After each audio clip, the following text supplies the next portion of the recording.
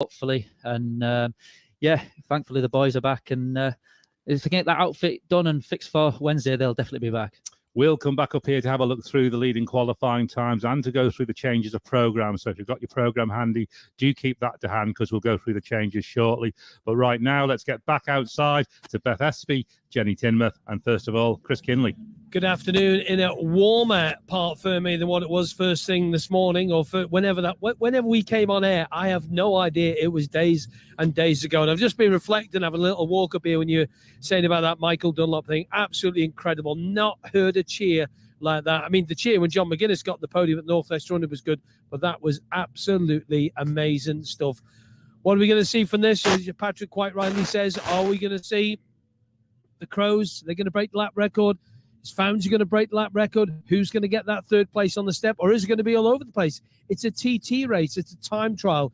It is, it isn't a race. It's a time trial. And it's a war of attrition out there, as we've quite rightly said all through this week. Beth Espy should be down on the ground with us somewhere. Beth, hopefully got some more suntan cream on because it has got warmer, hasn't it? It has got a lot warmer, actually, and I'm afraid to say I have burnt a little bit, despite the factor 30 earlier.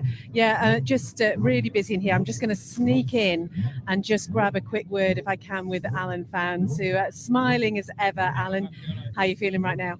Yeah, we're nerves setting in a bit now, but normal. You'd be a bit worried if I wasn't nervous before this race. So. And your nephew's been doing well, hasn't he? Again, I said to you the other night, we're really proud of what he's doing. And he keeps on handling the speeds, just so easy to him. And we're still giving him time around certain changeovers. And he's still, he's not 100% yet, but he's doing so well for what he's doing. And he keeps on coming in. At the 114 we did last night, he was so buzzing. He was whacking me back all the way up the point to the Parc Fermé, and he's just dead excited. So knowing that he's buzzing after doing laps around there, that's giving me confidence as well. So it's brilliant. And the outfit okay? Yeah, we had a few teething problems in the start of the week, but we've gone back to what we had originally, and we'll see how it goes today. All the best. Thank you very much. So we've got the outfits going to be coming up onto the road in a minute to be formed up. We'll be looking really good, and they're all up here. The spectators who are lined along Glen Crutchy Road here, being under the trees, is a pretty good spot to be. There's still a few of them have the coats on because it can be quite cool under there as well. And who's the first outfit that's going to get to the top there? They do come up in numerical order. Could hear the words of Fancy there, and there's Ryan Crowe just coming up, and Callum will be behind him somewhere just chilling out. And I'm liking the beard he's growing as well. He's got a good old beard going on. You can't beat a good beard, can you? There's another guy with a good beard. What is it about beards and these young fellas these days? Beards blinking everywhere. The good stuff. Let's have a look then. Boydie's going to look at the practice times as well as they get themselves set up onto the road. And Chris, I think we're going to see something special here today because it's getting warmer, and don't forget there's no pit stop for the sidecars. It's straight through. Absolutely. Let's have a look at the changes to programme then first, if I can bring those up. There are not that many actually changes to programme, although we think there may be one or two additional non-starters. And the non-starters we are aware of, this is the freewheeling.media Sidecar TT Race 1. It is page 38 in your race programme. If you had that to hand, page 38 to flick to the non-starters, then we know Ben Birchall and Kevin Rousseau at number 1. They will not be starting this race. So to numbers 21 and number 31. They are the two other non-starters. There are no changes to drivers or passengers. There are no changes to machines. So it really is that simple. The non-starters, numbers 1, number 21, and number 31. They are the changes to programme for the freewheeling.media Sidecar TT Race 1. And that means, Patrick, we can get into having a look at the qualifying times here as we go down the list. And it was... the Crow Boys on Friday, yesterday it was, they did that lap at 119.191 on the Kell Properties Honda to lead the way from Ben and Kevin. So we can take them out of the equation for today, which means Pete Founds and Jevon Walmsley are effectively second fastest on the week of those doing the race today, 117.837. And that's an 18-minute 59.5 against a 19-minute 12.6. But we know that Founds and Walmsley have the 120 mile an hour in the machine if they need it. Yeah, they know that. They came into the start of the week just running a standard engine just to sort of try and get a base setup. So they're not putting miles on the race engines. And they did the only second team in history to do 120 mile an hour. So they know that they've got the pace in themselves. Both Pete and Jevon both come to at that pace. And yeah, but the Ryan and Callum Crowe did 119.191 in practice, and that was their fastest ever lap of the TT course. That's their fastest ever lap of the course, and that was from a standing start going through pit lane. So you can sort of add, I would sort of guess, sort of a mile an hour onto that. So that's 120 mile an hour pace for them boys. So it's going to be a good close race up front, but obviously we're not having Ben Birchall there, so it would have been a real good close race for the top three, but it opens up a podium place. And any of them top guys starting from 4th all the way down to 11th, I would say, are in shot of a podium. Well, we'll come back to run through those times. Mike Russell had a bit of a disappointing early bath this afternoon, but he is ready to go in the sidecar race, and he's with Beth Espy. Certainly is, just enjoying a Mars bar there. So a bit of an issue at Laurel Bank in that race earlier. Yeah, very sadly. We set off with a great start to the race. And yeah, I think we caught Reese by Laurel Bank, by Ballacrane, and unfortunately just developed dropped a valve. I think. I mean, I'm no engine man, but I think it's dropped a valve. But yeah, real shame. You know, we sort of come into this 10 race challenge with all good preparations, but it's a TT course. I'm thinking happen. I had a guy come over and give us a little interview before we went out, and he said, you know, how keen or how do you think you're going to do with a 10 races? I said, well, you know, to get me to finish 10 races is hard enough. To get the bike to finish any race is hard enough. So sadly, we have failed at the first hurdle, but you know, thanks to all the guys down at Laurel Bank too for hosting me down there, and we're going to have some fun on the sidecar now. It's almost, you know, I don't want to say it, but not the pressure's off. You know, it's still the TT, but you know, it was a tall ask, and unfortunately we have failed at the first hurdle. But thanks to everyone that's obviously supporting us, and hopefully that will continue. You know, I know we're dead to most people now after that, but do you know what? Starting 10 races at the TT is an incredible feat anyway. As you say, the show goes on. You and Vicky looking forward to this? Absolutely, yeah. We had a good lap out last night. I think we were 10th fastest in the sidecars last night. So, you know, we're aiming for sort of 3 good, solid 110 mile an hour laps. If we can do that, I'll be well over the moon. And, you know, we just want a fast, safe ride. That's all we can, you know, and I'm wishing everyone a safe ride, all the competitors a fast, safe ride. So it is a TT. It's the most demanding track in the world. It's proved it today. And yeah, I was a little bit upset and all that good stuff. But like someone said, it's, you know, the show goes on, and we'll continue to keep playing our part in that show. I'll let you finish your Mars bar. Thank you very much. Other chocolate sweets are available. Just better get that out while we can. Got to say hello to my old mate Dickie Gale, who's out there with Monica and the guys, no doubt watching the sidecar race. Happy wedding anniversary to you guys today. Brilliant stuff. I'm going to jump in and grab a quick word, if we can, with Dave Molyneux in the shade with that sun. That's a bit warm. David, how are you? All right? Oh, not so bad. Not so bad, Chris. What about the history with Michael Dunlap before? You're a TT fan like me. Oh, did you hear the crowd? Oh, it was wonderful. Absolutely fantastic. Yeah. How's the outfit been this week? Yeah, not bad. A few little hiccups. Just, yeah, gremlins like we get every now and again. Doesn't get any easier, this place, does it? Oh, no, never. But it's going all right. It's going all right, yeah. Obviously, the change in the KTM in the last couple of years, it took you a little while just to gel back with it again, or straight back on it? It did, actually, because it screams, you know, it's another 5,000 revs on board, and it's kind of hard to adjust to that, and I've been riding it along like a bit of a pudding, you know. I'm sure. I look at the clock, and there it is at 13 instead of 15. Goodness. All right, Dave. Good luck for the race. Thanks a lot. Thanks, mate. Cheers. We'll jump in and have a word with Wilkes if we can. Mark Wilkes, we talked to Tim a bit earlier on, and you're in the shade here. Yeah, that's it. Yeah, it's good here, isn't it? How's it been practice week then? Problems or not? Tell us about it. Well, it's been up and down. Yeah, it's been pretty good, but yeah, we've had our problems. I mean, yesterday's practice, we between the sessions, we had an issue that we ended up having to change the engine, which wasn't ideal really, to a fresh one, so we only ran it in that second session.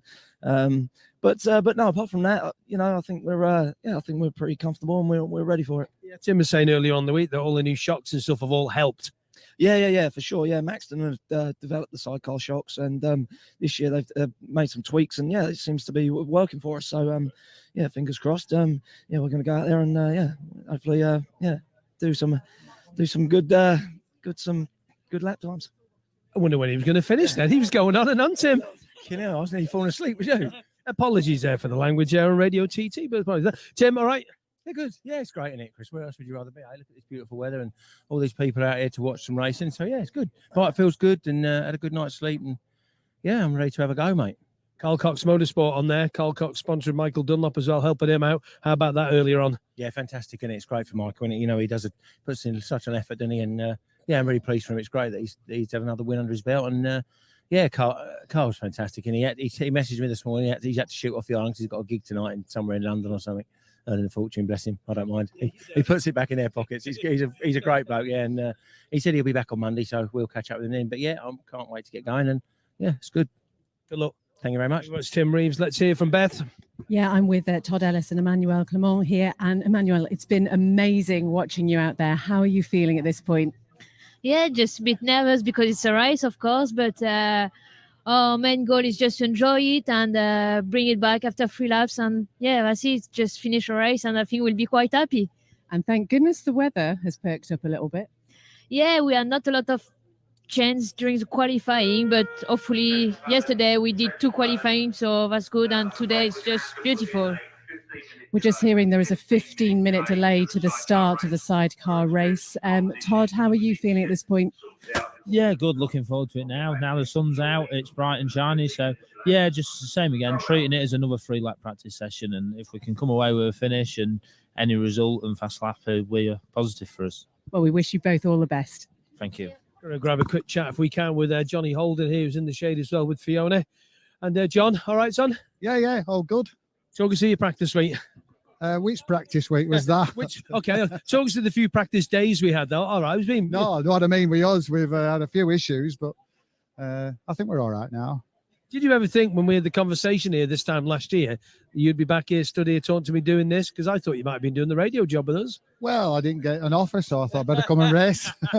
You weren't supposed to come with this originally, were you? No, thanks to Boris Stroud. He's lent me this bike, and yeah, I'm really grateful. I wasn't going to come because my son's coming, and I thought he was coming this year, so that's not happened, but he's here with me, and I'll be here with him next year. I know, hey, he's coming here. He's doing all right, isn't he? He's not bad. Where'd you get that from? I think his mum, I'm not sure. What are your hopes? The T-team, and I'm just talking to some of the boys, their reaction. You've been around the block here a long time. Michael Dunlop before their win, and equal and Uncle Joey. I can see it in your eyes there. It's credible, isn't it? Yeah, you like me. It is good. You know, for Michael to do that, you know, and I've never seen, I've been in that winners enclosure, every one of Michael's wins, and I've never seen him like that ever. What a lad in here, just gets on and does it, doesn't he? It's his own thing. No, that's just what he does. He just goes and does it, and he'll carry on, I'm sure. And we know we will. yeah, he just gets on and does it. So. What are you hoping for in the race, John? Well, I'm being realistic. I think if we get a top 6, we'll be good, which... yeah, at 72, or is it 67? I can't remember just what age I have. 67, say 67. Yeah, John. 67, and new bike, new passenger, new engine, everything's, yeah. So, yeah, I'd take a top 6, that'd be good.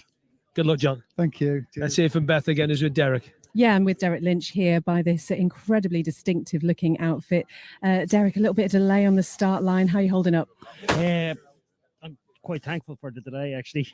We had a bit of a moment yesterday in afternoon practice, and we hit the wall just before the gooseneck, so we've been kind of up all night getting the fairing remade and fixed and painted, but yeah, so a little breather now before I go out and do nicely.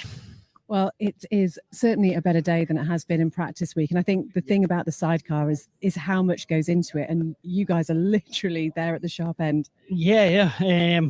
They're pushing it on. We've had a couple of decent laps in, a couple of not so decent ones. But yeah, the weather's looking good tonight. So hopefully get away and see what we can do. And passenger Anthony, okay?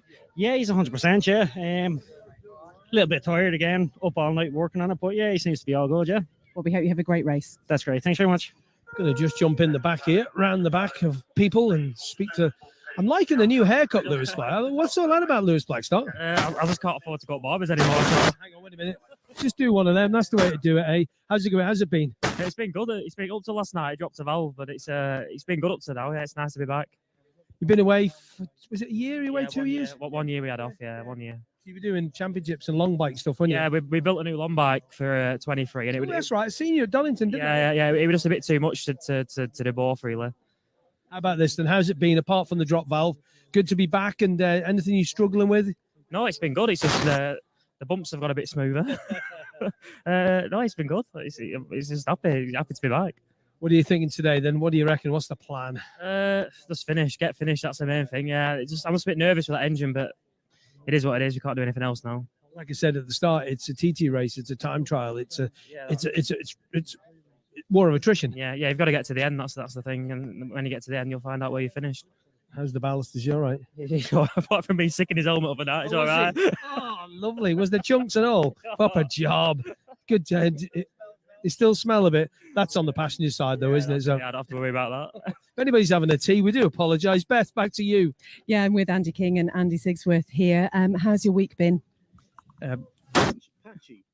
Patchy's probably the right word for that. Yeah, we've had a few issues with bike setup, and we think we've got there now, but we'll find out shortly. Yeah. So been a lot of late nights. That's what we've been hearing from lots of people in the paddock. There have been a few, yeah. It's mainly suspension and setups with these new tyres and things. Didn't seem to suit our bike very well, so we're getting there though. It's a lot of trial and error, isn't it? And from a passenger's point of view, how are you holding up physically? It's rougher than I was expecting it for the pace we're going at, kind of thing. It feels like we're going quicker than we are, and then you look at the times and you come in like, oh well, we'll try again. We'll change something else and go out and try again. Been one of them weeks. Are your team pretty happy overall? Oh yeah, I think so. I don't know how they put it with me, but You seem very gentle and mild-mannered. Just to see what it's like in the garage. That's only in public. Well, we hope you have a really good race. Thanks for talking to us. No worries. We often talk about what riders listen to before we go out. Now, Maria Costello, we said, does Hotel California. Jenny Timmuth used to listen to like Trance, Tiesto, Armin van Buuren and stuff like that. What are you listening to? Hang on, but put it in me. You got spuds in your ears. You're not putting in my ears. What were you listening to? Here we go. This is Ed Sheeran. Is it? Ah, okay. So Ed Sheeran. Well, that's not too bad. Well, young Mr. Crawford, how is it?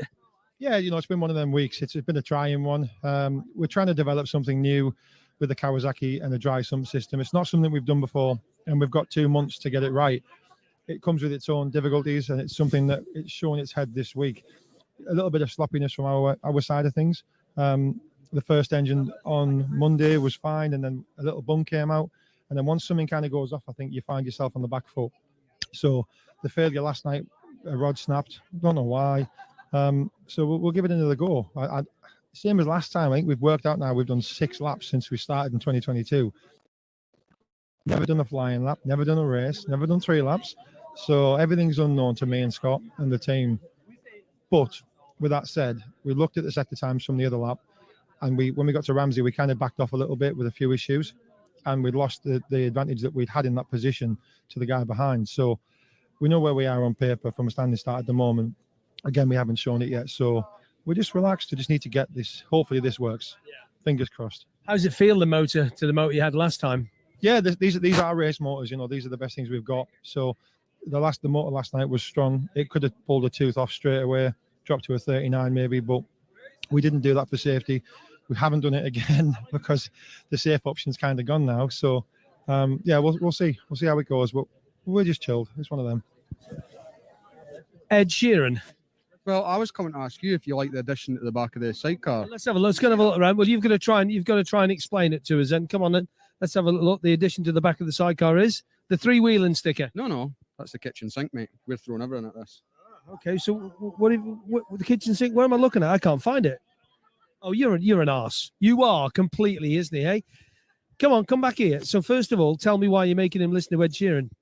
I'm not going to listen to Ed Sheeran. Whose phone is he listening to? He said he's listening to. Is it your phone? What music would you listen to, Scott Hardy? Oh, I don't know. Maybe a bit chill or something to get yourself ready before the 37 miles of hell. You are quite chilled, though, you two. I mean, he's really, really chilled. He's always nice and dude, isn't he? Yeah, we do try to be. We try to keep ourselves calm because, yeah, level-headed.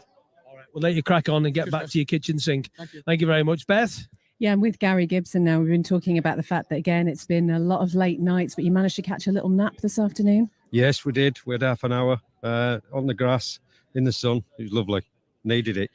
We were just hearing from Lee Crawford there talking about what he listens to before he goes out. He's a fan of Ed Sheeran. Anything on your playlist? What have we had on? No. Rocky. Yeah, Eye the Tiger. That's what we've had on, just to get us going. Really tricky dealing with a delay like this. How do you cope with the nerve side of things? Just put it in a little box at the back of your head. Try anyway. doesn't always work. Well, the sun's shining. I hope you have a great race. Thanks very much. Cheers. Going to go and grab a quick word with Rami, Steve Ramsden, if I can. He's just entertaining some guests at the moment. He loves the interview on the radio. There's Steve. This is either going to last 5 seconds or about 5 minutes. 5 seconds. Rami, how are you? Oh, good. Yeah, better than I were early on in the week. I felt we were rather rough. Yeah, Matty was saying the outfit was knocking 11 bells out of him. Yeah, it's we've got that sorted, but it's just running slight rich. We can't get the first lap we did was the fastest lap we've done down Solby, and we just can't get to top end speed up. It's just running too rich. Any idea why that is? Do you understand all the technical side, the mapping and all that, or do you let other people do that? My son's got a better idea than me, but we've tried something different today, so hopefully it's cured it. What about today? What are you hoping for? Well, first job's to finish. Yeah. Yeah, top 6, top 5, whatever comes, comes. He said he was getting knocked about a bit whenever that was. That seems ages ago. What have you done to cure that for the listeners out there? What was wrong with the outfit and how did you go about fixing it?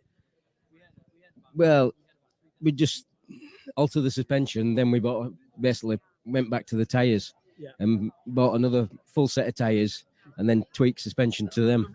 They're just a bit different compared to the Avons. Explain the difference between the two tyres, if you can, very quickly for us, because I know you doesn't like talking. Just very quickly, just to the listeners out there, because it's all right for me saying it, but coming from you, being the driver. They seem to be soft in the sidewall and they're just tracking down the roads, like following the white lines and under hard braking, they're just a bit, I'm correcting it all the time. It's not just stopping in a straight line like it used to do. Not as planted. No, that's the word. Yeah. Planted, that's a word, right? That's the longest ever interview with Mr. Ramsden. Cheers, Rami. Thank you very much. Back to Beth. I'm with Greg Lambert here again, that ever distinctive outfit. And Greg, how are you feeling at this point in time? Sun shining. Can't wait, really. There's a good crowd here and it's good turnout. And yeah, I'm looking forward to it. I've had a steady week. Just nice build up to it. And today, hopefully, we'll get going a bit and just get 3 laps in and bring it home. And that's what the name of the game is, So looking forward to it. And as someone who's instrumental in helping people get started out in Sidecar with the Sidecar School, I mean, great to see such an interest in this class. Yeah, thank you for that. It's a big thing, and it's an opportunity for anybody to actually learn how to ride a sidecar or be a passenger for a sidecar, or just as a one-off. Always dreamed of doing it. I've done a lot of birthdays and one-off presents and things for people. But if they go to the Greg Lambert Sidecar Racing, Greg Lambert Racing on Facebook, they can follow it all through there. They can book through there, and we're running another team with myself this year in the UK, and that's going along really, really well. So it's great that I'm trying to put a bit back to the sport, and it has brought quite a few people in this year. They've all got the licenses and things, and they're doing well. And I've got the protege here, James, and he's lying 6th in the Bemsey Championship, and we're leading it. So he's trying to chase me, and we're bringing him along lovely, and he's doing really well. So it's a chance to build up the whole school, and I'm going to introduce more teams as we go through the year, and they come to the school, they really want to do it. And there's an opportunity then for them to come with me, and we'll teach them all the ropes and things. So it's a really good thing. I'm just trying to put it back in. It takes a lot of commitment, and it's a lot of work.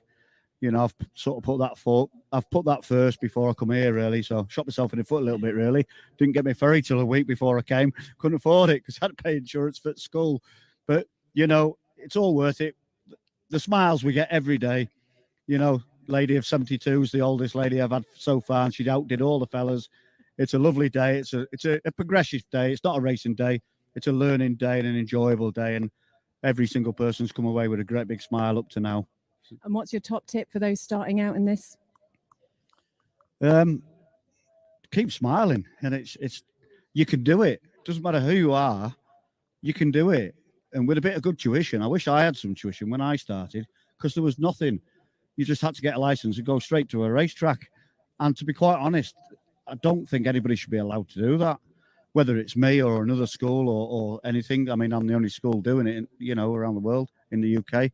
And I think it should be mandatory because, when you are going racing, there's an awful lot to learn. There's a German couple came round to the awning yesterday, and they already race.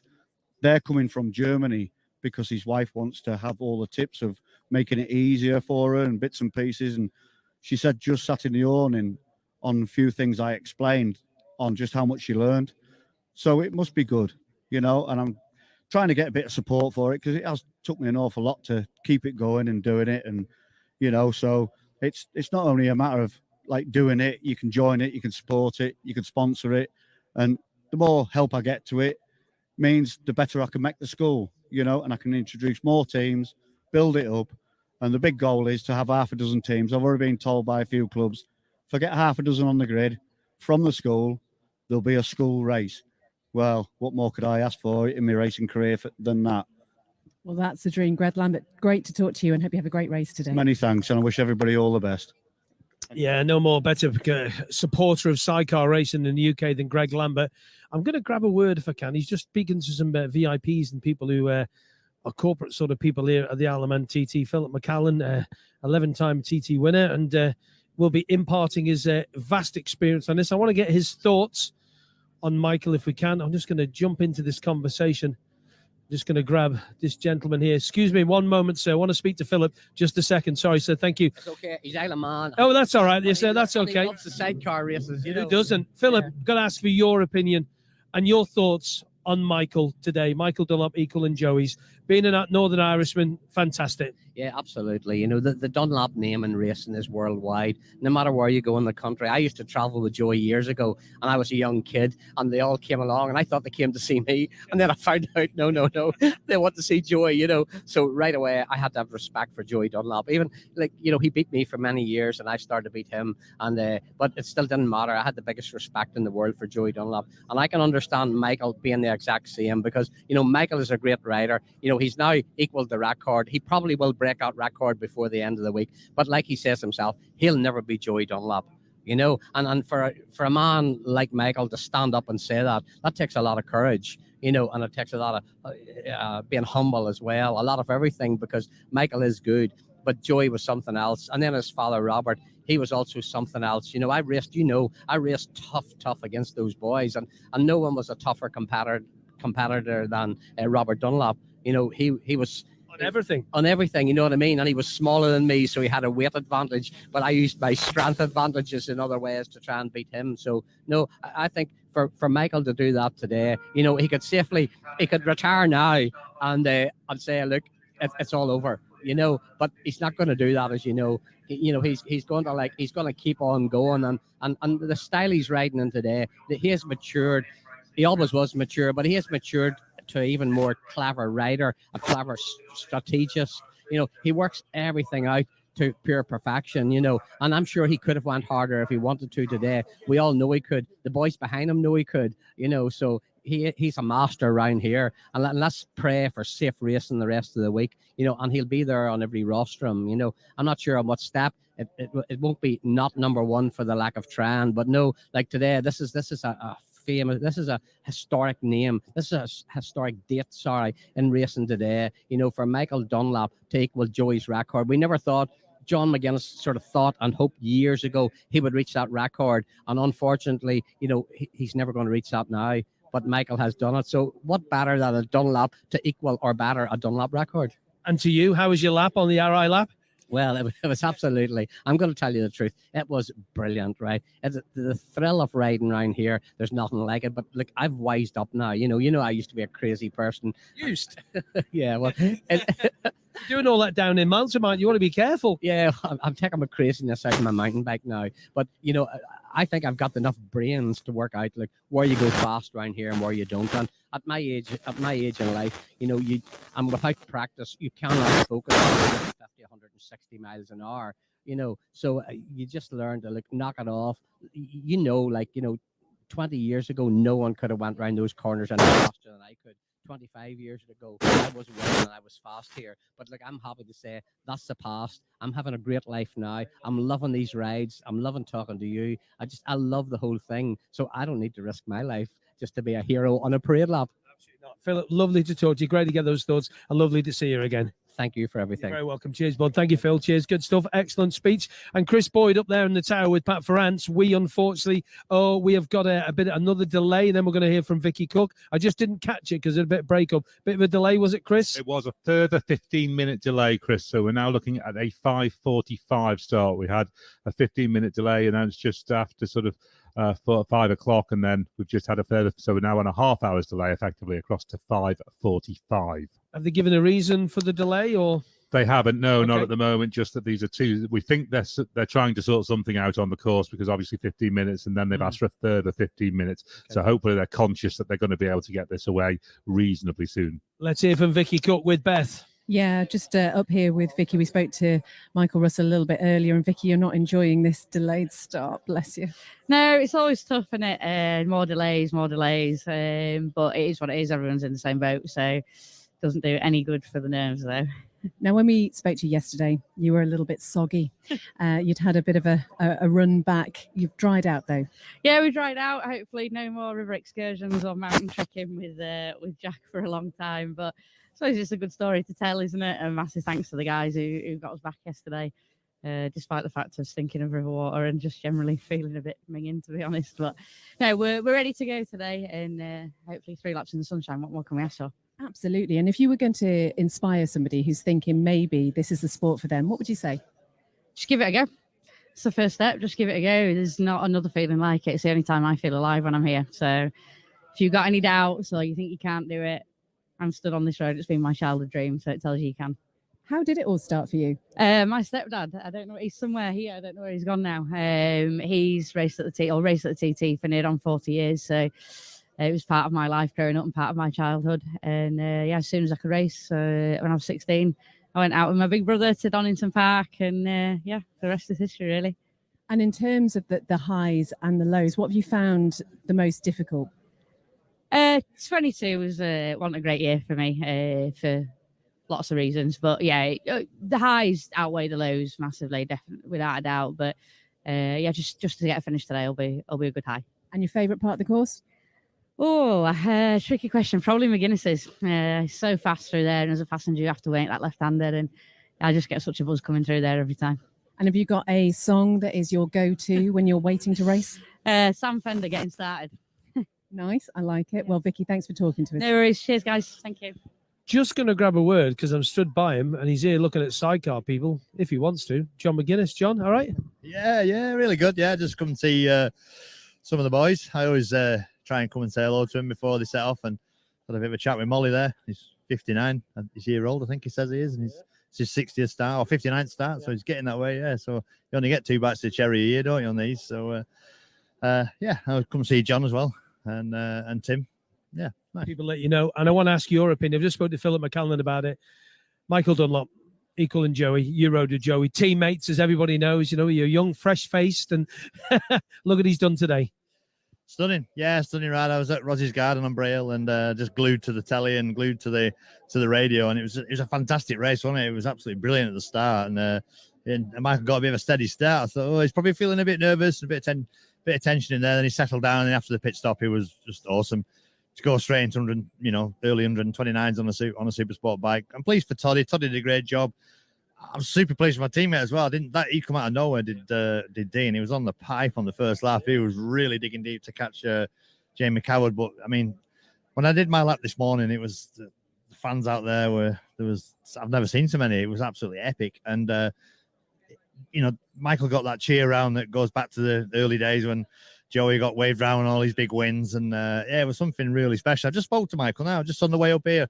He's walking down, he's hobbling down with his bottle of champagne, his helmet in his hand, and the logo around his neck, and done that myself a couple of times. I know that feeling. I'm just pleased for him. I'm really, really pleased for him. I mean, he's in his prime, 35-year-old now, so he's just going to smash his way through. There's another 10 in there easy for him, so he'll be a really difficult man to catch in the future. Also, as well, it takes that rabbit off his back now as well, doesn't it? Getting that equal in it, doesn't it? It takes a bit of pressure off him. Exactly, yeah. He just said to me there, it's been 365 days a year I get this. So you're going to match, you're going to match Joey, you're going to match Joey. And it won't be on his mind so much, but it's on everybody else's mind that reminds you of it. And it's, and I did that first 130, people wanted it to happen, and it happened. And today's happened for Michael. So yeah, I understand it, but yeah, he'll just settle down now, one under your belt, and then tomorrow Superbike Sunday. He's looking good on all classes, isn't he? So who knows what's going to happen? But yeah, I'm pleased for him. He's a good mate of mine, is Michael. You know, there's not. I speak to him quite a bit, you know, on and off, and whenever we chat, it's sensible stuff. Sometimes it's not about motorbikes; it's about life in general, what he's up to, and you know, under the radar, he's a grafter as well. You know, puts a lot of effort in, and a lot of respect for him that way. And you know, he builds his own engines. I couldn't build an engine, you know, I wouldn't even know how to do it. But yeah, clever, intelligent, sort of good guy, and he can, when he puts the helmet on, he's the bull, isn't he? He can do it. Don't poke the bull. That's what they say. You go down the bottom of Bray Hill to watch this again at Ros's, or I might do. Yeah, I've got a couple of other bits, but I'd like to. Yeah, I like the chairs. They're good. They're exciting to watch, you know. So it should be a good race, this one. Thanks, John, for your time. Cheers, guys. Thanks, buddy. Just here with Jake Roberts. We heard from Dave Molyneux a little bit earlier. Jake, just talk us through your week. Oh, it's not been the best weeks, I suppose, but I think we're all in the same boat with cancellations and stuff like that. And then us maybe more so of breaking down on both sessions on Monday wasn't ideal. But yeah, we're here now, qualified, so just wanted to get out here now and get this race done. And I just wonder how you are physically, because I saw you come in off one of the laps and you seem to be sort of struggling with your arm a little bit. It looked a bit uncomfortable. Yeah, so as you notice, we've got different levers on here now. My levers for this year were just a bit tight. I didn't really notice it short circuit because it's a different riding position and stuff like that. So yeah, I was struggling with tightness underneath the arms, so hence coming in and taking off me undersuit me 151s and trying to get a bit more room in them, but it didn't seem to work. So back in the old ones now, and it worked a treat. I mean, lost a bit of confidence as well, because it's not a nice feeling when you can't really feel your arms when you're flying through the top and bottom of a garrow. But yeah, so back into the east, got a really good run out yesterday. We were really flying, and then again another little issue just with the bike stopped us in Ramsey, but that's definitely 100% sorted now. So yeah. And that's what practice week's for, isn't it? Ironing out all those little niggles. And I was about to say, yeah, it probably wouldn't be very nice not feeling your arms. You got Abby here as well. She's been all right with you. Yeah. This must be an absolutely horrible 2 weeks of the year for these guys. I genuinely couldn't even imagine it. But yeah, you're holding up all right, aren't you? Abby, are you right if I ask you that question? Jake's fiance here. How have you found this week? Yeah, no, I've been all right. He can't be with anyone more safe. Dave's got the most experience, so yeah, I'm pretty calm actually. How do you spend the time when they're out there on the course? I have the live timing on my phone, and I just go down past the barriers, and then when I know they're close, I come back up to watch them through. Lovely. Well, I hope you have a good one today and get out there soon. Thank you very much. Oh, we're talking to John McGuinness, solo legend. How about a sidecar world champion, TT legend, and sporting a rather spiffing beard, Klaus Kloffenbach. Klaus, lovely to see you back on our island. Hello. Yeah, hello. I love to be here. I love to be here also when it's not TT on. What are you thinking about? What are you thinking about here? Stood up on the line here, looking down Glencrutchy Road. Any thoughts? Like, oh, I wish. No, literally everybody is asking me the same question in the last 10 minutes. But I to be honest, I'm not missing it. No, I don't done it. And fond memories. Yeah. What do you do here now at TT? You have a hospitality. What do you do? Yeah, I've got guests here from German talking guests like Germans, Austrians, Switzerland. Introduce them to the TT, and they're all gobsmacked. Is that the right word? Yeah, perfect in the English. Yeah. And what sort of things are they saying to you when they first see the first solo go down, the first time they see a sidecar on the road? Yeah, it's always the first thing, you know. They arrive at the airport, we bring them up here, and then there's always like practices going on. I say, go on. And they just can't believe, because all they know is from YouTube or some other videos. And as you know, that's not the real TT, what you see on YouTube or social media. So they all like flashed out for the first hour or two. And then when the sidecar comes, they cannot believe, because they're mostly like motorbike riders and because solo fans. Yeah. Solo fans, yeah, and they cannot believe what they see, you know.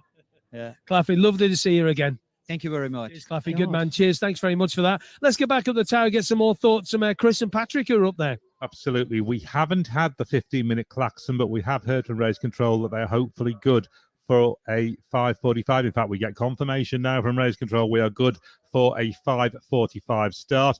Great to hear from Claffey. Great to hear from John McGuinness as well, and Philip McCallan on their views on Michael Dunlop. We can just quickly go back to the Monster Energy Supersport TT Race 1 because we have now had the race result sheet, so we can tell you news on the replicas. The replicas go down, silver reps go down to 15th place. So the recipients of silver replicas for Supersport TT Race 1 are Michael Dunlop, Davey Todd, Dean Harrison, James Hillier, James Hind, Josh Brooks, Paul Jordan, Mike Brown, Peter Hickman, Mikey Evans, Dominic Herbertson, Davo Johnson, Sean Anderson, Rob Hodson, and Ian Hutchinson. Joe Yeardsley is then the first of the bronze replica winners, and they go down to, who goes to the last of the bronze? Jonathan Perry in 43rd place. And then the newcomer award goes to Loris Machan of Croatia, who finished in 44th, and finishers awards take us down to the last finisher, Craig Shapek, in 48th. So that's the replica news. And replicas are really important to these riders, especially down the field. Silver and bronze reps really matter. So fantastic. Congratulations to all of the replica winners from this afternoon's race. Patrick, we had got down to maybe the top 3 or 4 only of this qualifying list, and we were looking at the qualifying times after that, where it gets really, really tight. Tim Reeves leads the best of the rest, if you like, outside of the Crows and Founds and Walmsley on 115.26. Then Alan Founds with newcomer passenger, his nephew Rhys Gibbons, 114.605. Then Lewis Blackstock and Patrick Rasney returning to the TT, 113.806. Then Todd Ellis and Emmanuel Clement, as we've heard Beth interviewing, 112.991. Lee Crawford and Scott Hardy coming back after a year out as well, 112.987. And Darrell Gibson and Tom Christie over the 112 as well. That little battle could be fantastic. That's your battle for the podium. You know, you've got 6 guys there, and they're not far off on the lap times from each other. And I think sort of Alan Founds and Tim Reeves are sort of the most favourite for the battle for that third. But honestly, any of them next sort of 7 guys after Pete Founds is it's going to be a wide open battle. I think so. It could be fantastic. And you never rule out, I mean, Steve and Matthew Ramsden showed they've only had a time of 110.666, but they've got more pace than that. We've seen it before. Yeah, of course, they've got a good lump of speed on top of that. You know, they just did their fastest ever time last year, just shy of 115, I think it was, off the top of my head. So that could be a podium finishing time. So it's a wide open race, but that battle for the lead, and obviously the big story, we are going to have a different winner for the first time since 2016. Yeah, Pete Founds is going to have to get his head down and go, because he's got a bit of a speed deficit from what we've seen so far in the speed traps. Ryan and Callum Crowe, they've got a good 3 or 4 mile an hour through the speed traps, and unfortunately for Pete Founds, at the start of the circuit all the way to Greba, it's all more or less 100% full throttle. You've just got them the first turn down there at Quarterbridge, then once you get through Union Mills, it's 100% full throttle all the way to Greba. And if you've got a speed advantage there, it's massive, because if you come out of Union Mills and you can sort of see the outfit in front of you coming out of Union Mills in the distance, you know you're less than 10 seconds away, so you're gaining on them. So yeah, I expect Ryan and Callum to sort of get out the traps really, really fast and just try and tag onto the back of Pete and Jevon and just try and reel them in over the distance of the race.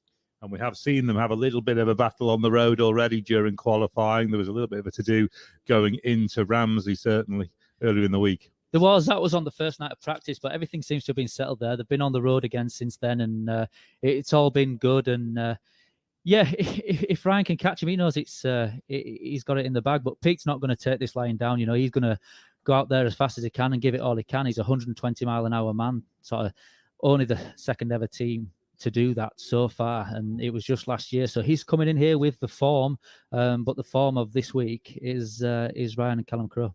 We saw the FHO Honda of Pete Founds and Jevon Walmsley as well get really leery at Schoolhouse Corner in particular during one of the qualifying sessions. They've had to do a bit of work just on the setup to get it somewhere near where they want it.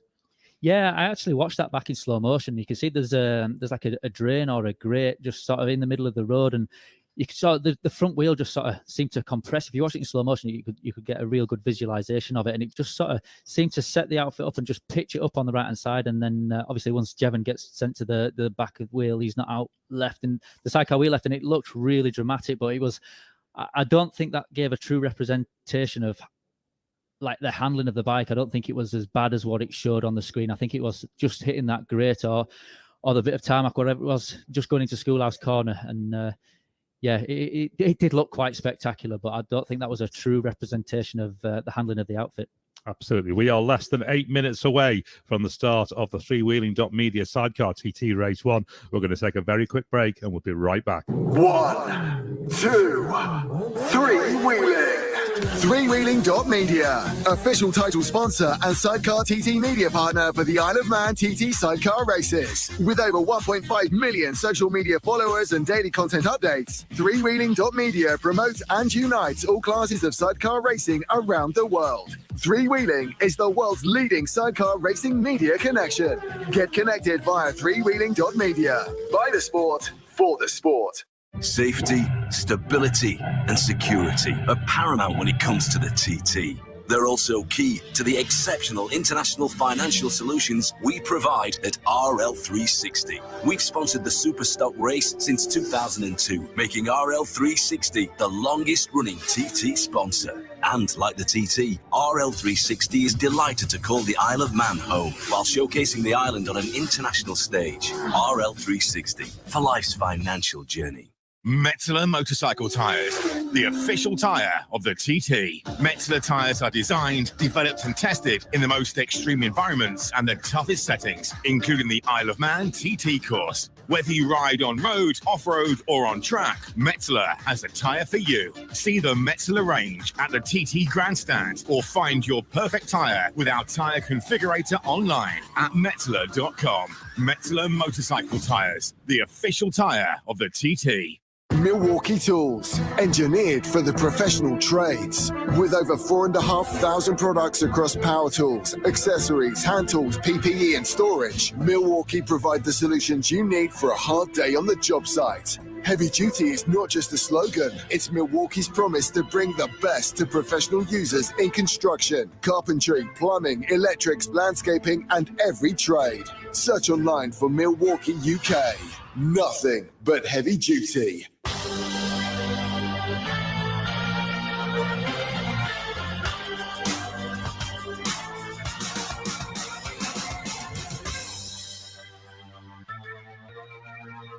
Five minutes, or just over to the start of the freewheeling.media Sidecar TT Race 1. We're at Sunkissed TT Grandstand here as we look down on the tea time view out of Glencrutchy Road with all the sidecar outfits on the grid ready to go. Let's soak up some more of the atmosphere with Chris Kinley. Yeah, we just started to clear the grid, and Pete Founds and Jevon Walmsley just about to put the lids on the FHO racing machine. Might not get a chat with them before he puts it on. Peter, good luck with this one. Perfect conditions. Good luck. Yeah, cheers, Chris. Yeah, looking forward to it, mate. Yeah, it's cleared up quite nicely on it. It certainly has. Going to be good. And that gusty wind has gone finally. That's what we've been praying for. Yeah, we're lacking a bit of that top speed, so that wasn't helping. So yeah, let's hope it's going to be perfect out there. You get your lid on, get your head ready. Thanks, Pete. Thank you very much for that. And Beth, where are you with Jenny? No, Jenny Timoth has joined you. Yeah, we're just walking up, obviously the grid being cleared now and everybody just hoping that this sidecar race will get underway, Jenny, because it's not easy waiting here on the start line.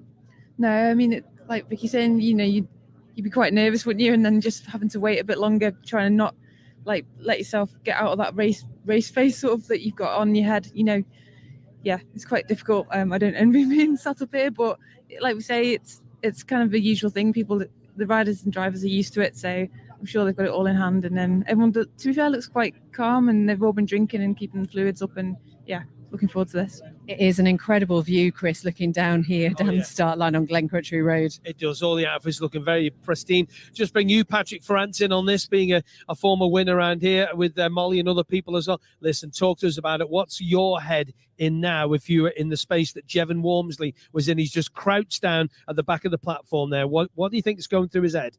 Yeah, well, obviously he's going off first on the road, and that's this is a new thing for them because they normally would have been going behind Ben Birchall and Kevin Rousseau, so they'll be first off the road. So this is like it's a big thing for them. So just trying to get the head clear and just sort of try and keep focused. Obviously, these delays don't help. You sort of manage your nerves and expectations, and you sort of know when you're going to be starting, and then everything gets delayed and pushed back, and you sort of just have to reset and just sort of keep focused and. Like the girls were saying there, just sort of try and keep hydrated through the whole thing. And then you hear the the announcement. So they've just had the three-minute board there going up. So they'll be pulling themselves through that no man's land. And first away from the road, the first time for these guys. Good course information, perfect conditions all around the TT Mountain Circuit. The riders are going to get ready to pull themselves through. And as you quite rightly say, number 2, Pete Founds and Jevon Worms on the Honda DDM. They will be the first away with the sponsor course FHA Racing this year. Ryan and Callum Crowe just behind them as well. Just see their dad, Nick, there. Wonder what his thoughts are today. Are his boys going to do what he did and get to the top step of the podium here on the Isle of Man? Are we going to see that in the next 3 laps of this fantastic, I'm looking forward to this, Freewheeling.media Sidecar TT Race 1 over a 3-lap distance. We'll be clearing it in here in a minute, and they'll put the 2-minute board up, and everybody's been so respectful of this 5-minute. You have to clear it here now, and here comes the first outfit into position, the colourful machine, FHO on the side, Sign and Design on it as well, a local company. And there Jevon just gives a stroke to the outfit, just having a few words to the outfit there and just saying, come on, just get us home. Let's get to the finish line. And Tim Reeves brings his Bonovo action machine to his grid spot, which is now going to be 3rd on the road. To take them off the line, Sidecar Race 1, Chris Boyd. Yes, indeed. Thank you very much, Chris. It's 3 laps for the Freewheeling Media Sidecar TT Race 1. No pit stop, of course, for the sidecars. So straight through 3-lap sprint for them. And that is 113.19 miles. Our 2023 podium in Sidecar Race 1. It was Ben and Tom Birchall that won. Peter Founds and Jevon Wormsley, who line up first on the grid today. They were second. John Holden and Maxime Vasseur were third a year ago. So Holden less than as well. Just on a minute to go, because obviously with Ben Birchall and Kevin Rousseau not taking the start at Outfit 1, it will be 10 seconds past the start time of 5:45 before we get Founds and Wormsley away. They will go at 5:45 and 10 seconds. Founds from Northwich across in England there on the FHO Racing Honda, finished second obviously in both races last year. They're third on the qualifying list for this race with a time from Wednesday of qualifying of 117.837. For 30 seconds to go to the start of this race, and we see the first 3, 4, 5 outfits line up in the no man's land zone. Founds and Wormsley then with the starter there. The starter today is Chris Bowman from Freewheeling.media, the event sponsor. And so we're about 15 seconds or so away. We see the hand go onto the outfit from Mark Pendlebury. Another 10 seconds and we will be underway with Founds and Wormsley. 3, 2, 1. We are racing. As the flag drops and away we go. Founds and Wormsley underway in the sunshine on Saturday, the 1st of June at the TT. The Crowe brothers then, leading qualifiers, are away next on their Kell Properties machine from Derby in the Isle of Man. Behind them, Tim Reeves and Mark Wilkes on the Bonovo Action Motorsport Carl Cox racing machine. Next away, Dave Molyneux and Jake Roberts on the Kell Properties DMR Kawasaki. Behind them, John Holden and Frank Clays on the Carl Cox Ocean Motor Village Suzuki. They've had no shortage of problems during practice week, but they've made the start. The Ramsdens next to go. Steve and Matty Ramsden on the Ramsden Racing RS Motorcycles Kawasaki. And behind them, returning to the TT after missing last year, Lee Crawford and Scott Hardy on the ARC Newton Acliff SJH Bodyworks Kawasaki. Next up, also returning after a year out, Lewis Blackstock and Patrick Rosney on the Dave Holden Racing Yamaha. Then Alan Founds with Reese Gibbons, the newcomer, his nephew, on the Team Founds Racing Yamaha. They're next away. Then our reigning world champions coming to the TT for their debut. Todd Ellis and Emmanuel Clement on the Brooklyn Sands and Aggregates Yamaha. They start their TT adventure. Next away, Darrell Gibson and Tom Christie on the Gibson Racing Suzuki. They had a 6th place finish in this race last year.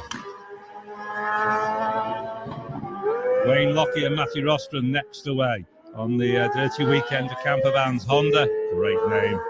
And then it'll be the Saunders. John and James Saunders on the Apollo Blinds Home Choice Flooring Yamaha. They go next. 11th for them last year. Then no Dan Knight by the looks of it. No Dan Knight and Ben Hughes, bike number 19, a non-starter. And we move on. No Michael Russell and Vicky Cook either. It looks like we've got Greg Lambert and Andrew Haynes next to go on the Honda. So we are missing by the looks of it there, but outfits 19 and 22. Dan Knight, Ben Hughes and Michael Russell, Vicky Cook, non-starters. Greg Lambert and Andrew Haynes away.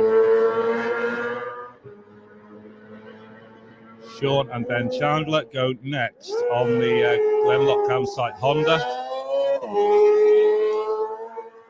Then Conrad Harrison in that resplendent English flag, St George's flag outfit with Ashley Moore on the Yamaha IS, and they get themselves underway. Next up, Rob Hancock and Basil Bevan on the RJ Consulting Environmental Mirror Shelbourne Suzuki. Then another of our newcomer passengers, newcomer driver and passenger, Robert Dawson and Matthew Sims away on the Honda. And behind them, Alan Thomas and Jody James from Wales on the LJ Smart Repair Honda Ireson. 15th for them in this race a year ago. Derek Lynch and Anthony McDonald from Ireland on the Eclipse Racing Bailey's Garage Suzuki are next away. Then Gary Gibson and Justin Sharp, they go next on their Suzuki Shelbourne. It looks like the Crows are catching founds already from what we can see on the screen. Next away, Bruce Moore and Mark Gash on the Arcadia Motel Christchurch Honda Ireson. Andy King and Andrew Sinsworth are next away on their Honda Ireson. Off down to the top of St Ninians. Now we have our newcomers, Vigert Cronenberg and Jermaine van der Migel from Zemmer in Germany. They're underway on their Honda. Start their TT. Then it is Maria Costello who makes the way with newcomer passenger Gary Wheeler on the FHO Racing Sterling Assessments Honda. There you go, two more outfits to leave the line. The newcomers, Renzo van der Donk and Valle van der Vonk. Although we think Renzo has been before and competed in the Manx Grand Prix. They get underway on their Suzuki, and the final starters will be John Shipley and Diamond Macramon from on the Brown Fire Protection Suzuki. They get underway as well. So outfits all away with the exception of Dan Knight and Ben Hughes and Michael Russell and Vicky Cook, who do not look to have made the start. We start to look out towards Glen Helen to see if we can get sector times underway. We're looking for the outfits. The first outfit, there we are, Founds and Walmsley are into Glen Helen, so we'll wait for one or two more to arrive just to build it, but we know the Crows are catching them on the road, and the Crows have in fact taken about 4 seconds nearly out of them, 3.8 seconds out of them on the run to Glen Helen, because there's 6.2 seconds between them on the leaderboard. Yeah, so they're only 3 seconds behind them on the road, and they'll have them in their sights well and truly now. So that's great for Ryan and Callum Crowe to see that so early on in the lap. And yeah, I kind of thought that they'd sort of try and get out the blocks real hot and just try and tag onto the back of Pete Founds and Jevon Walmsley and use that extra speed that they've got through the speed trap at the start of this first lap. They will see them along the Cronkervody Straight, certainly, even if they don't see them up through into Sarah's. Yeah, definitely. They'll see them. They've seen them all the way as soon as they came out of Union Mills. They've sort of seen them in the distance, and then as soon as they got into Greba, if there's only 3 seconds or 4 seconds on the road, they'll be able to see them now, and they'll know that they'll be in a pretty good place on the track. More outfits make it through Glen Helen. Tim Reeves and Mark Wilkes slot into third place at the moment. In fact, they're usurped by Lee Crawford and Scott Hardy. So the Crows lead by 6.29 seconds from Founds and Walmsley. Then Crawford and Hardy slot into third, 4.4 seconds down on Founds. Lewis Blackstock and Patrick Rosney are only 0.2 of a second down on Crawford and Hardy, however. And then it's only, if Alan Founds and Rhys Gibson arrive just half a second behind Rosney and 0.3 of a second up on Reeves and Wilkes. It's super tight, just as we thought it might be, Patrick, after those first couple. Really is super tight. Todd Ellis and Emmanuel Clement arrive. They're 1 second down on Reeves, and that is 7th place for them. Yeah, close between only a couple of tenths between sort of third and eighth place so far. There's a couple of tenths separating each team. So brilliant start from Lee Crawford and Scott Hardy jumping up there in third place. Sort of really low on track time they are, even since they first came to the TT in 2022. So yeah, he's done this first sector a few times and never really got much further. So he'll be happy with this and he'll be confident. And yeah, he'll be pushing on now to try and see if he can consolidate and try and catch Peter Founds, which is quite an achievement to be this close to him so early on in the race. Absolutely. Trouble for Dave Molyneux and Jake Roberts. They are reported to be retired at Ballacrane on lap 1. So Molly and Jake Roberts, no joy for them on the Cal Properties DMR Kawasaki, stopped at Ballacrane on lap 1. We've got more and more of the runners coming through now, so we can get more of a formulated leaderboard. It is the Crows then that lead by 6.3 seconds, let's say, over Founds and Walmsley. It's then 4.5 seconds back to Crawford and Hardy, who are in third. They are only 0.2 of a second ahead of Blackstock and Rosny. Then Founds and Rhys Gibbons are only half a second down on that. Then Wilkes and Reeves and Wilkes lie sixth, only quarter of a second down on Founds. That's how tight this all is. Then Ellis and Clement are 1 second down on Reeves and Wilkes. Eighth are Daryl Gibson and Tom Christie. Ninth for John Holden and Frank Clays, which is good for John after all the trouble he's had this week. The Ramsdens lie in 10th. Then Wayne Lockie and Matty Rostrom are in 11th. Conrad Harrison 12th. Greg Lambert in 13th. The Saunders in 14th. And Sean Chandler 15th, as we await for the arrival at Ballaugh next. And we've got the first two outfits, in fact, into Ballaugh. It still is Founds leading on the road, but Crow is right with him. Crows are right with him now. This is... yeah, he's sitting pretty now. He doesn't even have to do anything else now. There's nobody else that's sort of on these guys' pace. So all he has to do is sort of follow Founds as long as Founds is doing a decent time. But I doubt he'll be doing that. He'll be going for the lap times. And yeah, you can just sort of see on the helicopter shot there that I've got quite a big advantage on the speed. And it helps with the Crows being so low to the ground, having done loads of work in the wind tunnel, and yeah, they've got a really good aerodynamic advantage. And if that's compounded being in the slipstream of Founds and Walmsley, it's a brilliant start for the Crow boys. They'll want past, won't they? They'll want to just be able to get in front, get clear air, do their own thing. Yeah, they did in practice. They sort of caught them early on and got past, and you can sort of see now that we're looking at helicopter shots, and they're going to be wanting to get past as soon as possible, get in the slipstream, and then just try and pull away from Pete and then run their own race and sort of manage their own race from there. This is definitely, from now on in, this is their race to lose. They have a 9.4 second lead at Ballaugh Bridge. So, yeah, looking really, really good for the Crow boys. The Crows maybe know that. The pace to Ballaugh is an 8:18. We've seen quicker during qualifying week on standing start laps. They were there on Wednesday evening in 8:16. They're 2.4 seconds off that qualifying pace. And leading on the road now. They've managed to get past on Sulby. They've managed to pass Founds and Walmsley on the road. So they're leading on the road. They're leading on the time. So, yeah, a fantastic first half of the lap. And this will be really demoralising for Pete Founds and Jevon Walmsley to be caught so early on in the first lap.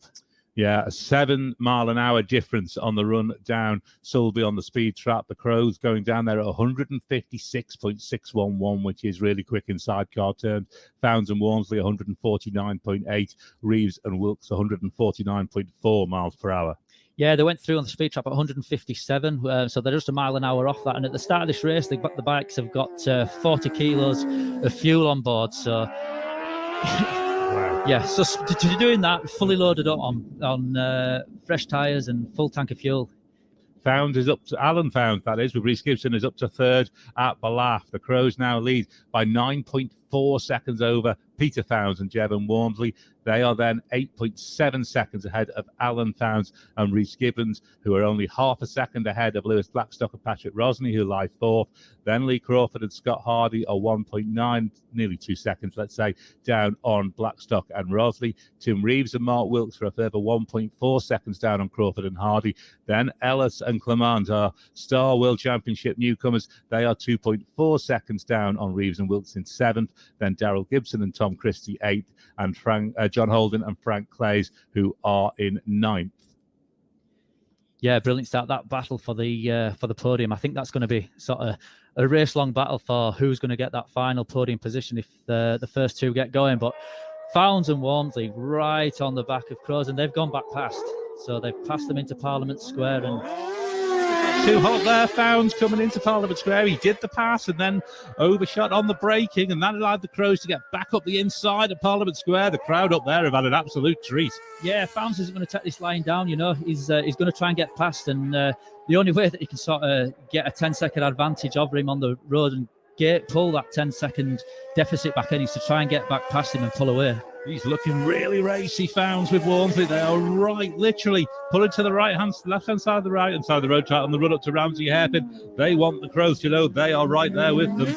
Yeah, and because they're both together, that's a 10-second lead at Ramsey Hairpin for Ryan and Callum Crowe over Pete Founds and Jevon Walmsley. He did look across as he went through on the inside of them, Founds. We just see a replay at Parliament Square. He looked across at Ryan to Pete Founds. Then he overshot the braking. That's allowed the Crows just to get back up the inside. Founds has had to almost sit up there in the bike, hasn't he, to let them back past. It's his only chance of winning, though, is to get back past and sort of try and reel in that 10-second deficit. So he knows it's going to be a long race. He's got 3 long laps or 2.5 long laps now. He's not going to take this line down. He's going to have to try and get back past and try and sort of nip in at that deficit.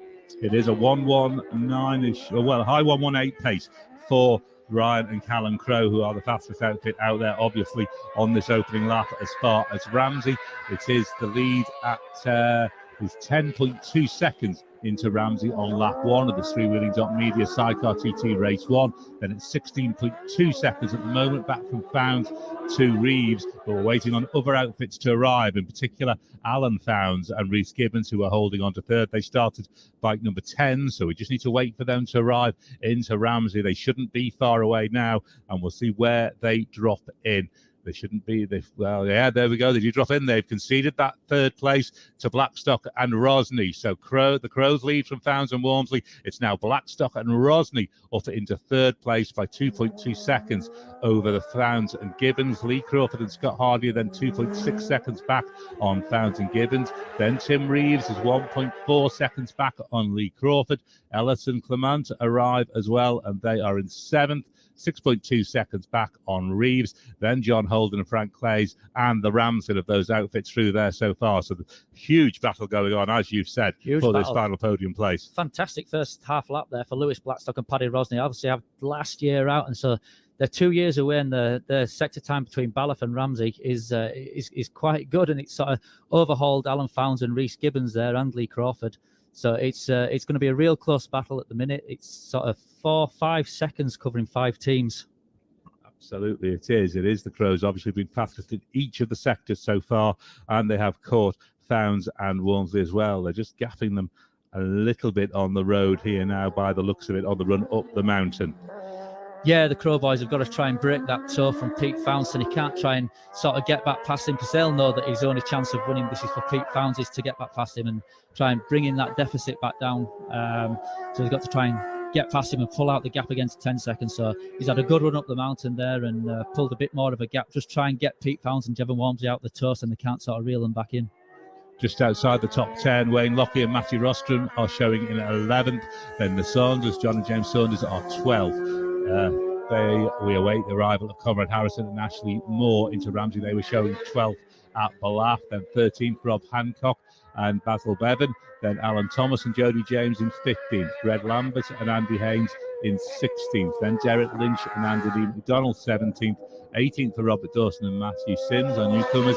Then Sean Chandler and Ben Chandler 19th, and rounding out the top 20, Gary Gibson and Justin Schaaf, just to give a run down towards the top 20. But we're looking now at the bungalow as we get our leaders through, and that lead has gone out to 12.4 seconds now. The Crows lead by. So they'll have a 2.5 second lead on the road to Pete Founds and Jevon Walmsley. So they're sort of pulling away. They must have had a good run up the mountain mile using that extra power that they have in that engine and the extra speed that they have. So they've managed to break that toe. So I don't believe at 2.5 seconds Pete will just be outside the slipstream, and he'll find it real difficult now to sort of pull them boys back in. Does it extend for that long? 2 sort of seconds worth? Yeah, a couple of seconds. You sort of feel the toe, especially at these speeds. You know, you're doing 155 mile an hour. So 2 seconds, you can cover quite a big distance in that time. But yeah, they'll just starting to drop out the toe now, and it'll not really have much of an effect. Ryan and Callum then around about 118.7 type pace for this opening lap, but this is obviously a standing start lap. We'll see what they do on laps 2 and 3 if they need to, having already built a 12-second lead. It may be they can just control it from the front. Yeah, I think that'll be the plan. I think that was always a plan. I sort of called it at the beginning that they're going to try and use that extra speed that they've got to try and reel them in earlier on and then just control the race from there, because none of the other guys are sort of on the top two's pace. There was only sort of Ben Birchall that was sort of going to challenge them, and obviously with them non-starting, it was always going to be a 2-horse race in this race, I think. We're waiting for the arrival of Alan Fownes and Rhys Gibbons at the bungalow to get an indication of that 3rd and 4th place. We see them come through there now. It is still Lewis Blackstock and Patrick Rothney who hold on to that 3rd place by 2.1 seconds from Fownes and Gibbons. Lee Crawford and Scott Hardy then continue to show in 5th. They are only now 0.3 of a second down on Fownes and Gibbons, so they'll be coming as well. Then Reeves and Wilkes are 2.4 seconds back on Crawford and Hardy. Then Todd Ellis and Emmanuel Clement, they continue to hold on to 7th place. You can't underestimate how impressive that is to be holding on to 7th place on your first ever race at the TT. No, but I've mentioned it before. They're world champions for a reason. They are currently the number 1 sidecar pairing in the world, and they have been for a couple of years. But again, they're only running stock motors around here, which is the regulation motors that they run in the World Championships. So, they're coming here and they're doing admirably. They've done it correctly. They've not come and tried to go too fast too soon, and they've learnt the course, and and they're being rewarded right now with a 7th place standings at the bungalow on the first lap. It is indeed. Our first 2 outfits then are through Cronknamona at the end of this first lap of the freewheeling.media Sidecar TT Race 1. We'll have them across the line here in less than a minute. Crow and Ryan and Callum now lead the way by 13.3 seconds over Pete Fownes and Jevon Walmsley, and they're just extending it bit by bit every sector now. They've got clear road in front of them. They're just pulling away bit by bit. Yeah, they just need to run their race and sort of, I don't know how many pit boards they'll have around the circuit, but they'll just be running their race and watching the pit boards, and they'll see that lap time coming out sector by sector, and they'll see it's like 13 seconds now as they come over the start line if there's a pit board down here anywhere for them. And it's just a case of managing the race now. And here they come. Pros across the line. Followed immediately by Fownes and Walmsley. So it's 118.525, the opening lap for Ryan and Callum Crow. Pete Fownes and Jevon Walmsley, 117.274. And that does mean that Fownes and Walmsley have just nibbled a little bit back on the run from Cronknamona to here at the grandstand. The lead goes down from 13.3 to 12.2 seconds. So they have just taken 1.1 second back there. So maybe just a little bit of an overshoot or something coming in, or heavy braking coming into Governors or something.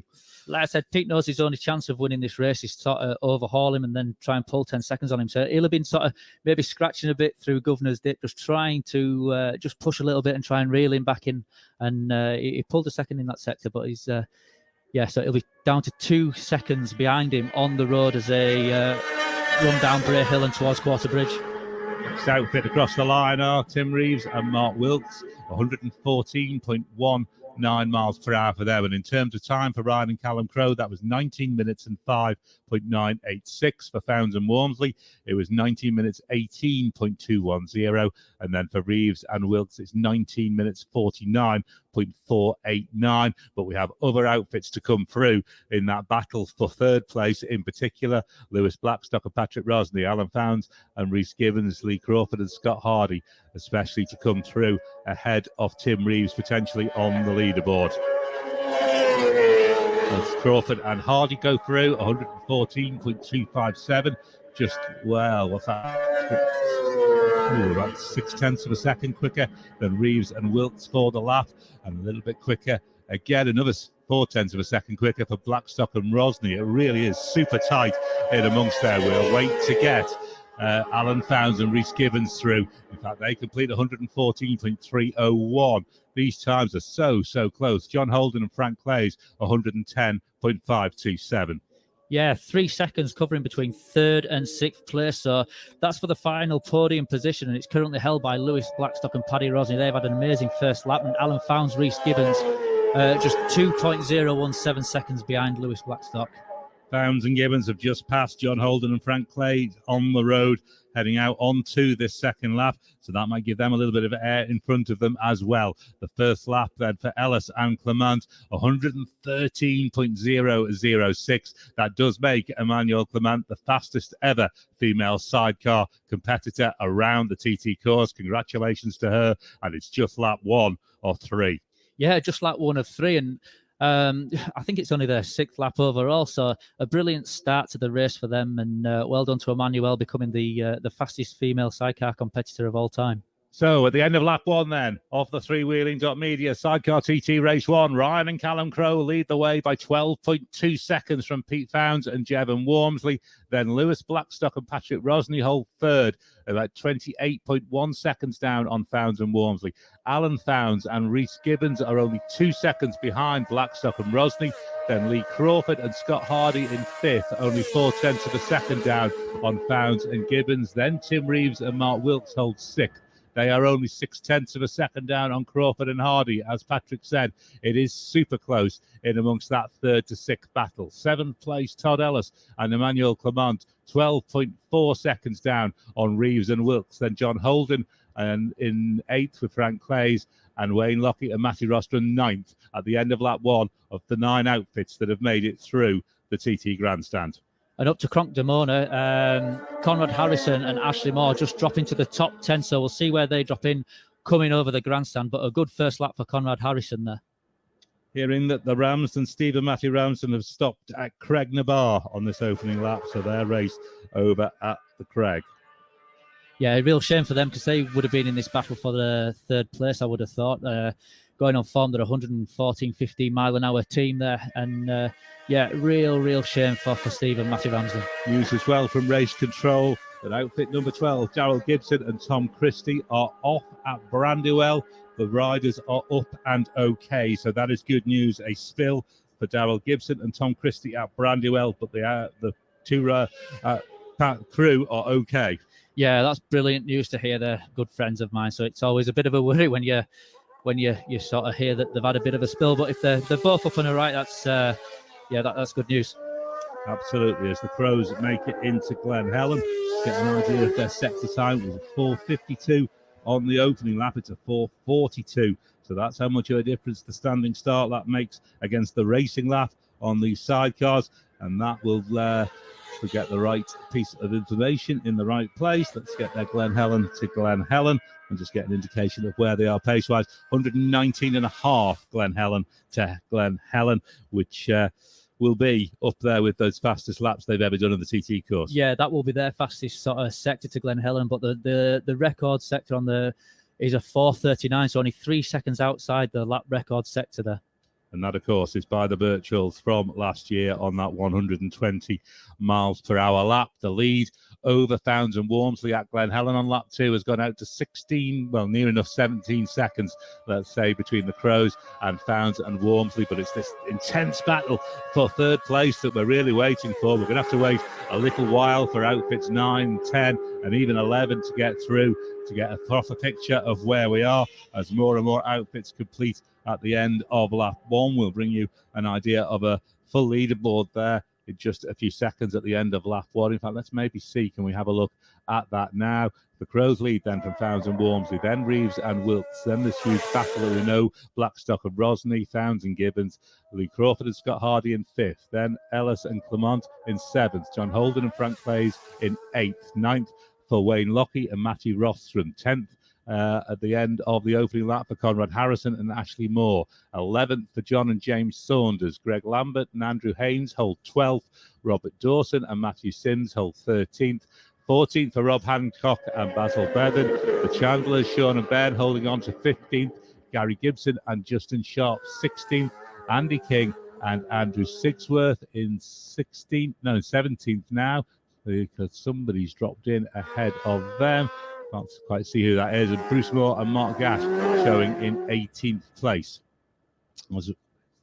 As we try to look at Alan is coming back. Alan Founds and Bruce Gibbon are coming back on Rosney and Blackstock and Rosny at Glen Helen. It's down to a 1/10 of a second. So Blackstock and Rosny continue to hold third by 1/10 of a second over Alan Fownes and Rhys Gibbons. Which is just 0.4 of a second ahead of Lee Crawford.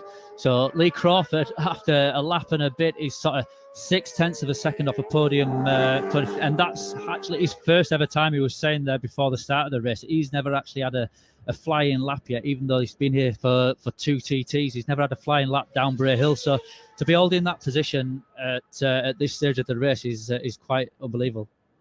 Maria Costello and Gary Wheeler, a lot of people obviously follow Maria. She's just completed her opening lap, 100.342, so 100 miles an hour lap in for Maria Costello. But yeah, we've got a huge scrap going on here for this final podium spot. And its final podium spot at the moment, we know sidecars and attrition and getting to the end of 3 laps running these races. That's why the Crow Boys will be happy to get to a point where they can control this race from the front. Yeah, obviously, and they've just pulled out a gap now of about 17 seconds, 16.97 seconds. They've pulled out a lead over Pete Fownes and Jevon Walmsley.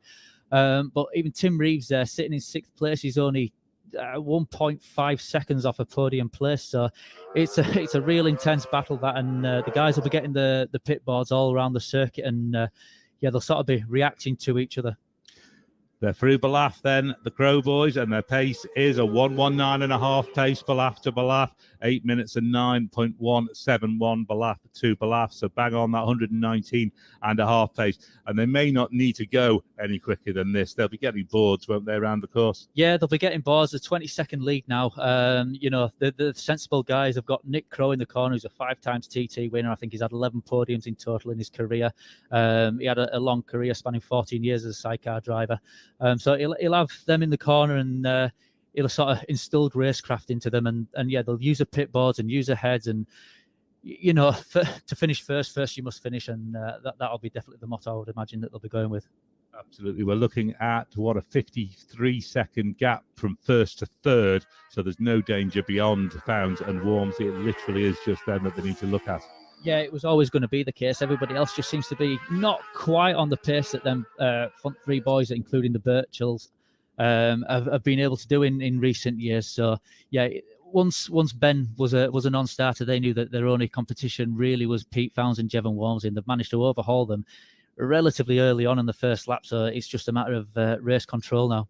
We got Reeves and Wilkes through Ballaugh as well, the third outfit on the road. But we're just obviously waiting for outfits 9, 10, and 8 as well. They're all involved in this 8, 9, and 10. Crawford and Hardy, Blackstock and Rosny, and Alan Fownes and Rhys Gibbons to get there. Lee Crawford does now. We're just waiting for the other outfits to arrive and just see whether or not we can also pick up the speed traps on this lap to see where we are. Lap 2, it's 158.013 for the Crows. They're quicker again. Wow, down Sulby. 158.03. The next fastest was Darrell Gibson and Tom Christie at 149.995, so 8 mile an hour faster in a straight line than any other outfit on that grid. So that's a massive advantage to have round here, especially when you think that 75% of the course is near enough 100% full throttle. Alan Fownes and Rhys Gibbons have grabbed back third place. They've half a second ahead of Blackstock and Rosny on the run up from Glen Helen to Ballaugh. They've snatched third place back, but it's only by half a second, and then there's only 2 more seconds back to Crawford and Hardy. So my oh my, this battle is really raging for this final podium place. Fownes and Gibbons held it for a short while on that opening lap, then conceded it to Blackstock and Rosny. Well, now they've got it back.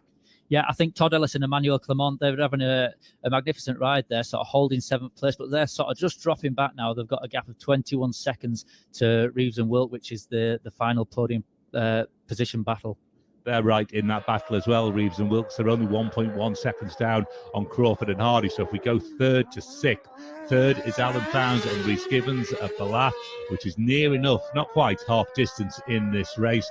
Half a second ahead of Blackstock and Rosny, and then 2 seconds back to Crawford and Hardy, and 1.1 seconds back to Reeves and Wilkes. So there's only about 4 seconds, I think, covering those 4 outfits. Yeah, as we're just watching footage here of Ryan and Callum Crowe, and their outfit, it looks unbelievably sort of balanced, like really, really well balanced. They sort of don't seem to be having any issues at all. When they're going through left-handers, the sidecar was just giving a slight lift, just raising all the curbs just perfectly. So them guys in a real good place. Look like they've got a really good setup, and yeah, it's looking like it could be their time, but still a long way to go, of course, in this race. Absolutely. They've upped the pace on that sector. They've done the fastest sector of the race, Balaf to Ramsey, and that pushes their Ramsey to Ramsey speed up to 119.762.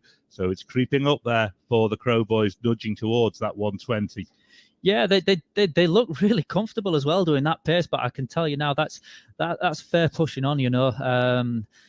Two outfits last year did the 120 mile an hour. I never thought in my lifetime I would see a sidecar do 120 mile an hour around here, and now we've got sort of two outfits sort of broke that barrier and another one on the cusp. So it's quite amazing that these guys are all sort of pushing each other on in the speeds. Tim Reeves and Mark Wilkes, second fastest at the Sulby Straight. There's still an 8 mile an hour difference to the Crows. Yeah, 8 mile an hour, it's huge, especially around here. You can't give away 8 mile an hour to anybody, especially to drivers and riders with the talent of the Crow Boys. And 11 miles an hour faster than Founds for the Crows. So you're carrying all that speed off Quarry Bends into the Sulby Straight. It's huge, isn't it? Yeah, I picked Founds and Jevon Walmsley. I think when they sit back and look, and I think that they know that their disadvantage here is definitely the straight line speed, because the guys can definitely go around corners. There's no denying that. But yeah, I think they'll look back and think what different they can do maybe for the next race to try and get a bit more speed out of their Honda. Desperately waiting for these times for outfits 8, 9 and 10 to drop in at Ramsey. They aren't there yet. 3 outfits through Ramsey, 4 now, because Reeves and Wilkes have made it. So too Lee Crawford and Scott Hardy. They're the first of the 3 that we're waiting on. We're waiting on 9 and 10, which is Blackstock and Rosley, and Founds and Gibbons to arrive into Ramsey just to see where we are in this shake-up. It was Founds and Gibbons at the last by half a second from Blackstock and Rosley, then Lee Crawford and Scott Hardy 2 seconds back on that, with Reeves and Wilkes 1.1 seconds back on that. Founds has arrived and he continues to hold third, and he's extended it to 1.8 seconds now for Alan Founds and Rhys Gibbons in third over Blackstock and Rosney, then 2.3 seconds back from Blackstock and Rosney to Crawford and Hardy, and 1.9 seconds back from to Reeves and Wilkes. So it's just spreading out only by a very minimal amount. Yeah, they must have been pushing on between Balaf Bridge and Ramsey. They managed to pull a second and a bit over Lewis Blackstock and Paddy Rosney, who in turn have pulled out a slight advantage now over Lee Crawford and Scott Hardy, down to 2.3 seconds. So that final podium position, it's sort of stretching now over sort of 3 or 4 seconds rather than the second that it was over a lap ago. But that's still nothing with a lap and a half essentially to do. It's nothing around here, you know. It's a second. It's not easy to find, but it's easy to lose. So yeah, it's not a comfortable given that just having a gap of a second round here. Trying to drop below those top 6 or so. It is Ellis and Clement who continue to hold on to 7th, then John Holden and Frank Clays in 8th. 9th now, Conrad Harrison and Ashley Moore of the outfits through Balaf. Then 10th for John Saunders and James Saunders, Greg Lambert and Andrew Haynes in 11th. 12th for Robert Dawson and Matthew Sims. Newcomers and doing really well. The Chandlers, Sean and Ben in 13th. Then Rob Hancock and Battle Bevan showing in 14th. Rounding out the top 15 are Gary Gibson and Justin Sharp, as we obviously wait for these outfits on the climb of the mountain. They've made it. In fact, the Crows have extended it. Wow, they put in a load more time, 3 more seconds, nearly 4 more seconds there. 28.9 now ahead. Yeah, they're using definitely using the engine and the speed advantage that they've got that climb up the mountain, because that's where you sort of gain it, and that's a lot of that will be aerodynamics of these guys. I mean, if you see the outfits out on the circuit, they're super low to the ground and they've done a lot of aero work, and even to the extent of the outfit having squared off edges at the back, just send the air brakes away and doesn't sort of drag the air doesn't drag the outfit back. So yeah, their guys are sort of making the most of this at what they've got at the minute. We will be keeping an eye on the lap time as well, because it is creeping up. The bungalow to bungalow for the Crows is 119.824. So there is the potential. They are getting quicker as this lap goes on, that we may see a third outfit around the TT course at 120 miles per hour. They're not that far away, Patrick. Yeah, no, it'll be amazing to see, but obviously that's not the priority of the boys, but you wouldn't think that with the way that they're going out there, you know. I'm sure Nick will be sort of down in the pit lane sort of thinking, oh, just back off a bit, boys, just calm down, just bring it home. you've got a lap and a half to do. Don't do anything silly. Don't do anything daft trying to chase lap times at sort of this stage. We see Reeves and Wilkes now on the run out of the bungalow, up towards the Brandywell junction, into the right-handers. They took right out to the left-hand road to duck in through the right-hander that will take them into the left at the Brandywell. And then we pick up the Crow boys now on the run down towards Cronknamona, where we will get their next split. They are moving ahead on the road, these three outfits. The Crows, Founds and Walmsley, and Reeves and Wilkes seem to have quite a gap between them and the rest of the outfits. Yeah, the other guys haven't come through the bungalow yet. They'll all slot into position because Reeves was down in 6th and that. And Lee Crawford's just come through the bungalow and drops into 3rd place, sort of 1.2 seconds ahead of Reeves. And now Lewis Blackstock, Paddy Rosney at the bungalow. We await Founds and Gibbons. Here they are. They're coming through. They hold on to 3rd. In fact, it's Ryan and Callum make it through Cronknamona, so we'll have them back here with us shortly. But it is Founds and Gibbons who continue to hold on to that 3rd place, now by 2.6 seconds over Blackstock and Rosney, with Lee Crawford and Scott Hardy a further 2.7 seconds back on that, and Reeves and Wilkes 1.2 seconds back on Crawford and Hardy. So there's still only, about 6.4 seconds between those 4 outfits, with a whole lap to do of the TT course. Yeah, you can soon sort of reel that in, and it doesn't take much of a mistake to sort of lose that sort of lap time. So this battle for the final podium position is well and truly on, and it's chasing up to be a really good final lap. News of a retirement for outfit number 24, Alan Thomas. He has stopped at the Glen Tramon Loop Road. Will be making his own arrangements for return. So outfit 24 are the latest to retire, Alan Thomas and Jody James. And that's a shame because I know they were going well earlier. Here are the Crows, heading out onto their final lap of the freewheeling.media Sidecar TT Race 1 with a healthy lead. They complete that lap. It was 119.8 miles per hour exactly, 18 minutes 53.789. So just a nudge below that 120 mark, but that's more than enough for them to have a very healthy lead. As Founds and Walmsley make it through as well, 117.923 miles an hour for them. 19 minutes 11.833 is around about 18 seconds slower than the Crows on that lap, and that has put the Crows lead up to over 30 seconds, 30.268 seconds the Crows lead by, as we wait for this fantastic strap for 3rd to arrive at Cronknamona, which is where we'll next get the timing point. We're waiting for these outfits to arrive. Tim Reeves and Mark Wilkes are through Cronknamona. The rest of them are on the run from the bungalow down the mountain to Cronknamona. Founds and Gibbons continuing to hold that 3rd place at the moment over Blackstock and Rosney, Crawford and Hardy, and Reeves and Wilkes. So we just wait for these times to pop up, see if anyone else has made it. No one else is showing at Cronknamona, just Reeves and Wilkes. In fact, there we go. Crawford and Hardy arrive now, so it shouldn't be long before we get an indication of where this battle for 3rd place is. But the Crows have got this. The 30 seconds is huge going out into the final lap. Yeah, there's no need to do any heroics now. 30 seconds lead round here. That's a huge advantage.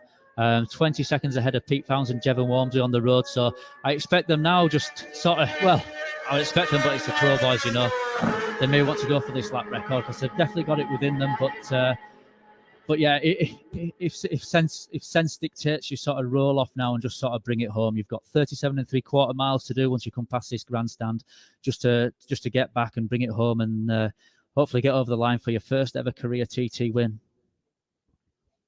Absolutely. We await then the battle for 3rd, which is now there at Cronknamona.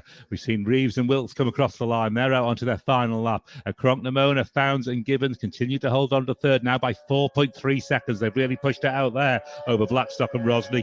Yeah, brilliant there by Alan Founds and Rhys Gibbons on the run down the mountain, pulling out a further 2 seconds over Lewis Blackstock and Paddy Rosney. As Lewis and Paddy come over the line now and they drop into 3rd. Here's Alan. There go Founds and Gibbons. They've completed the second lap, 115.984 for Blackstock and Rosney, 115.169 for Crawford and Hardy, 115.213 for Reeves and Wilkes, 115.076, 115. Yeah, not only that, Rhys Gibbons, 115.984. I take my hat off to you. He's the fastest ever sidecar newcomer around the TT course. So yeah, big hats off to him. Young lad, 21-year-old. He's just on here and he's loving life around the TT. I've never seen him not smiling so far, and he's just getting his rewards for all his efforts he's put in by sitting in third place at the end of the second lap. Let's have a look then, and we'll get this next outfit is John Holden coming across the line, and Todd Ellis and Emmanuel Clement for Holden and Clays, 111.711. Ellis and Clement have gone quicker again than their opening lap, 113.786 for them. So what does that mean leaderboard-wise? At the end of lap 2 or 3, it is the Crows that lead by 30.268 seconds from Founds and Wormsley. That is the Kell Properties Honda up against the FHO Racing Honda. Then we have Alan Founds and Rhys Gibbons holding on to that third place and extending their advantage over Blackstock and Rosny to 6.268 seconds. That is 2 seconds exactly ahead of Lee Crawford and Scott Hardy, and also 2 seconds exactly from them back to Tim Reeves and Mark Wilkes. So there's still plenty to play for in that 3rd to 6th range. Ellis and Clement show in 7th at the moment, 25.8 seconds back on Reeves and Wilkes. John Holden and Frank Clays in 8th of the outfits through the TT Grandstand and out onto their final lap, as we now look for the Crows making their way out towards Ballacrane on this final lap. And well, they've got it all in hand. It's just a case of controlling it from the front, as we've said, pretty much from the front. They got away, they got past the Founds and Wormsley on the road, and then they've done their own thing. Yeah, we'll have to wait to see them come through that first section there, just to know exactly their intentions, whether they're actually going to go and try and go for this lap record. Because I knew last year they were sort of desperate and wanting to break the 120-mile-an-hour lap. I know it was sort of big on his agenda, so we'll have to wait and see if he comes through that first sector, and then we'll know how hard he's pushing. I think they've maybe got the signal. It's a 4:45.8 on the last lap. It was a 4:42.8. So they're 3 seconds slower this lap to Glen Helen than the last lap. So they maybe have got the signal. Yeah, that's a sensible thing to do. That's in their position, you know. It's a huge lead that they've got, and you have to be there at the end to win it. So they've got racecraft, and you know these guys, that they're only young guys, have only been racing a short amount of time really, and to be coming and doing and sort of, even if Birchall was here, they'd be pushing them all the way, you know. So it's amazing what they're doing, and it's just showing they've got a 34-second lead now out to Glen Helen on lap number 3. I'm sure Birchall and Rousseau are watching this race intently, thinking, what are we going to have to do if we come out for the second race just to get in amongst these? Yeah, they know that they're going to have to be on lap record pace, and hopefully they can get the outfit back and get themselves sorted and fit, because I can't stress how fit you have to be around here to be a driver and a passenger. So hopefully them guys are going to be fit enough and they can get the outfit back together, and it'll be a 3-horse race at the front for race number 2. Looking down now on Founds and Wormsley, as we see the pictures of them on the run out towards Ballaugh, and they are now 34.4 seconds down on the Crows. The other outfits we're still waiting on to arrive at Glen Helen. That is Founds and Gibbons, Blackstock and Rosny, Crawford and Hardy, and Reeves and Wilkes. That huge scrap that's going on, 3rd to 6th, for waiting on those guys to arrive at Glen Helen. As we're picking up on the stream, we were with Founds and Wormsley, and it is them that we're following. And you can see just how hard Jevon is moving around in the back of the outfit. Just a lot of work to be done. Yeah, it's not an easy job round here at the TT. It's the hardest race that they will ever do. And at these speeds, I mean, I even find it hard to imagine how hard it must be going around here at the speeds that they're doing. It really is quite phenomenal. We see them through the bottom of a Garrow. We've seen all the pictures with the bikes. What is the bottom of a Garrow like on a sidecar, especially for the passenger? Yeah, for the passenger, you sort of everything compresses. Like you've got 30-40 mil of travel, and that all compresses, and then it's just you just get compressed into the platform. It really is one of the hardest corners. You sort of come up there. It's not dread, but it's sort of one of the corners that you're sort of really aware of on the whole circuit. Brian and Callum, then we can see heading in towards Kurt Michael, it looked like, on the run out towards the Ballaugh checkpoint, whereas the next time we'll get the time, we can see there Founds has just overtaken someone on the road. That's Lewis Blackstock and Paddy Rosny. So Founds and Gibbons are ahead of them now on the road. So that'll be a 10-second advantage now that they'll have over Lewis Blackstock and Paddy Rosny. I don't know if they've had a bit of a problem there, because they've dropped off quite a bit over this period of this last lap. So yeah, it's a bit more comfortable now for Alan Founds and Rhys Gibbons. They sort of have an 8.2-second lead for that final podium position. Over Lee Crawford and Scott Hardy at Glen Helen. This is on lap 3. Then Blackstock and Rosny are 2.4 seconds down on Crawford and Hardy. Reeves and Wilkes 2.3 seconds down on Blackstock and Rosny. So it's almost as you were between Crawford, Blackstock and Reeves, but Founds and Gibbons are just stretching a little bit ahead of those three. Yeah, they're just managing to sort of find a little bit and just stretch it out, which like I said, they did 115.8. So yeah, a great lap number 2. That's the fastest that a passenger or a sidecar competitor's ever been around here for the first year.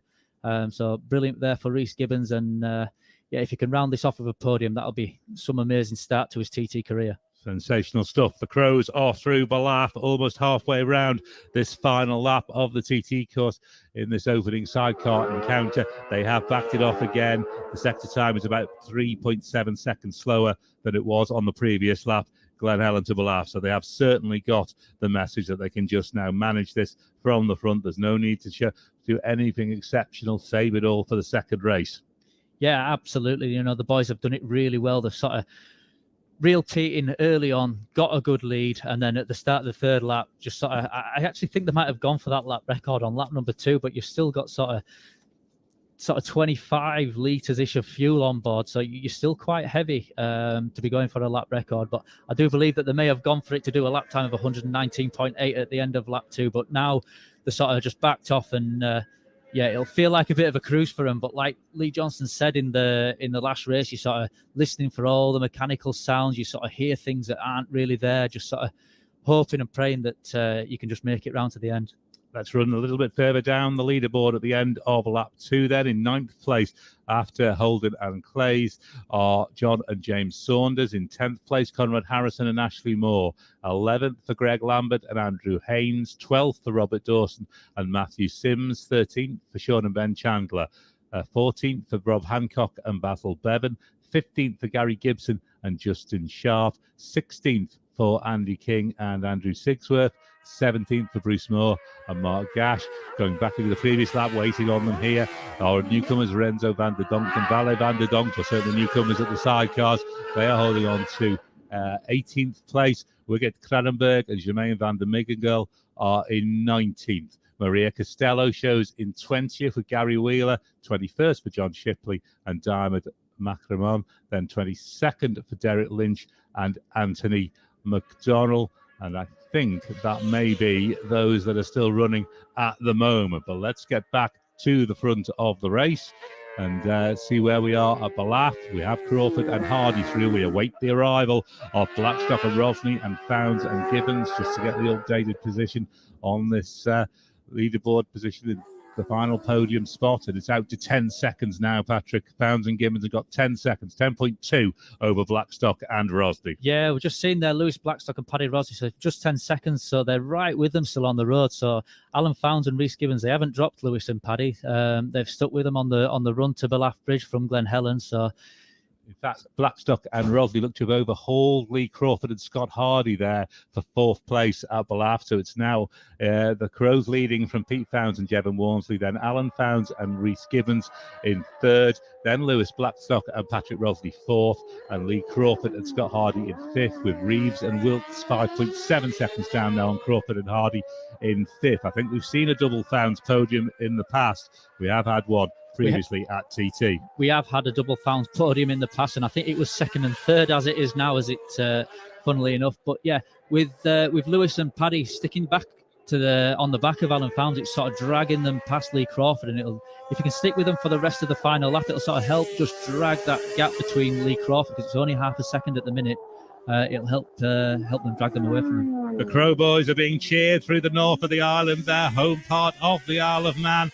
Absolutely, the crowd's going absolutely wild up in Ramsey. Give them a cheer as they go on through. Fantastic stuff. Founds and Walmsley looking very racy through White Gates. Yeah, that's Pete's default.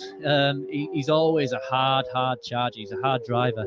But yeah, he never gives everything up, and you can't round here. You know, anything can go wrong, even up to the last moment. So I don't think he'll have given up all hope at the minute, even though it is a 32.7 second lead, because it's such a hard, demanding race round here. You have to go to the very end. Absolutely. For the Crow Boys now, it's all about just managing it over the mountain. That first ever TT win. They've had the podium, but the first ever TT win beckons. It lies in front of them. Yeah, I think once they get to the bungalow and they start the run down the mountain from the bungalow, I think that's when it'll start to really sink in and sort of really start to go through the mind. And then once they get to Cregnabar, that'll be it. They'll sort of realise that they've only sort of 3 or 4 miles to go to get back home. And yeah, I think that's when the dream will start to be realised. Absolutely amazing. We can see them through the gooseneck, getting a huge ovation as well through the gooseneck, and we can see Founds and Walmsley coming up through there as well. So the Crow Boys from Derby in the north of the island, all of the fans in Ramsey out to celebrate. They'll know what this means to the family. They'll know what this means to the Sidecar community in the Isle of Man and the north of the Isle of Man in particular, where you've also got obviously Dave Molyneux up in that part of the world. So the Crow Boys then leading by 32.7 seconds at Ramsey Hairpin, going on to the final mountain climb of the freewheeling.media Sidecar TT Race 1. It's a huge lead they've got in hand. They've just got to do those final 13 miles or so back over the mountain to here at the TT Grandstand. Reeves and Wilkes are the other outfits who have made it to Ramsey Hairpin on the final lap. We await this Founds and Gibbons and Blackstock and Rosny and Crawford and Hardy, who obviously started at 8, 9, 10, so a little bit further back on the road as we get more outfits coming through Ramsey. But, well, can you remember your first win and what you felt like coming over the mountain? No, I'll just interrupt you there. Lewis Blackstock and Paddy Rosny have actually got back past Alan Founds and Rhys Gibbons, so I don't know when that happened or what it's done, but they're actually ahead of them on the road again. So hopefully that's not a problem for Alan Found and Rhys Gibbons, and hopefully that they've just managed to get a bit of a slipstream and just sort of got past them at the end of Sulby. I haven't actually seen what happened, but yeah, I can remember it. I was a bit tearful. I must admit, coming down the mountain, like I just sort of had to calm myself down, and yeah, it was a big emotion. The lead hasn't dropped by that.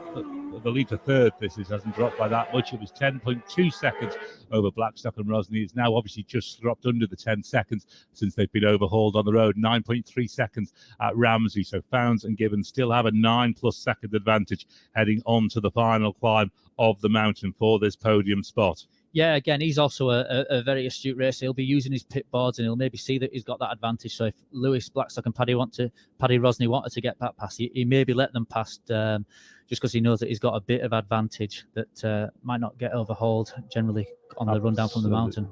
Okay, then Lee Crawford and Scott Hardy continue to hold on to fifth, with Reeves and Wilkes in sixth as we get the Crows at the bungalow. Checkpoint by checkpoint, they're getting the applause again off the crowd as they come up out of the bungalow towards Brandywell. Yeah, getting the applause and getting the pit board there that we saw. So somebody up there at the bungalow is holding a pit board out for the Crow Boys, and they'll know now that they're just a few miles from home, and the feeling will start to feel real. And it's the most amazing feeling when you sort of get that P1 and you've got such a big lead and you're on the final descent down from the mountain.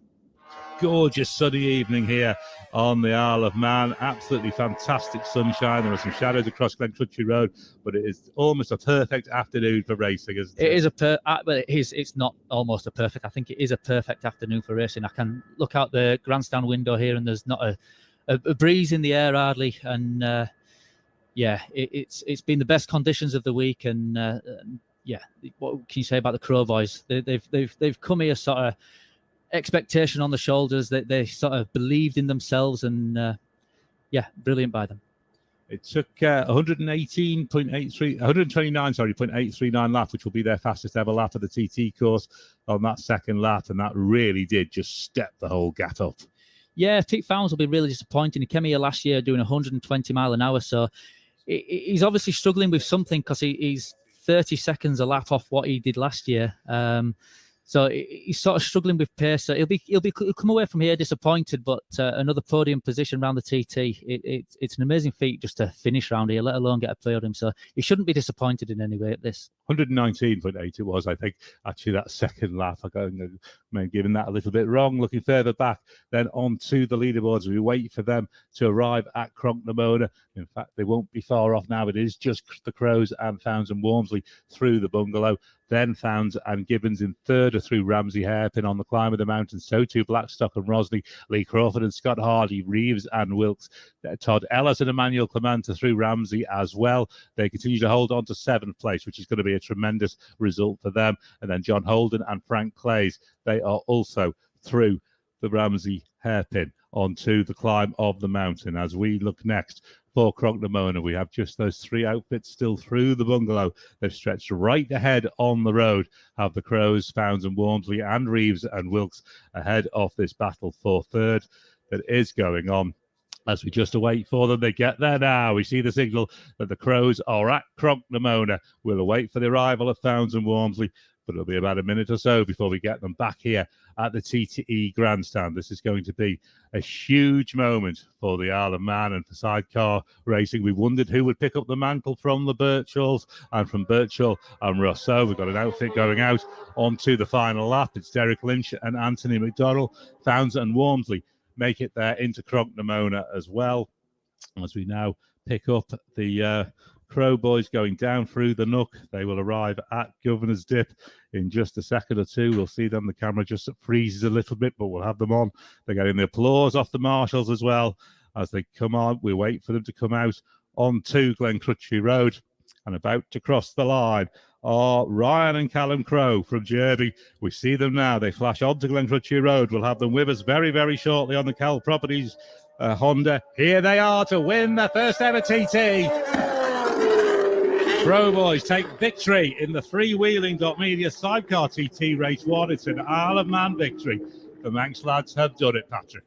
Yeah, a Manx pairing on the top of the step of the podium here at the Isle of Man TT again. Brilliant for them boys, brilliant for the whole team. I can't imagine how emotional it must be for Nick and the Crow boys' mum.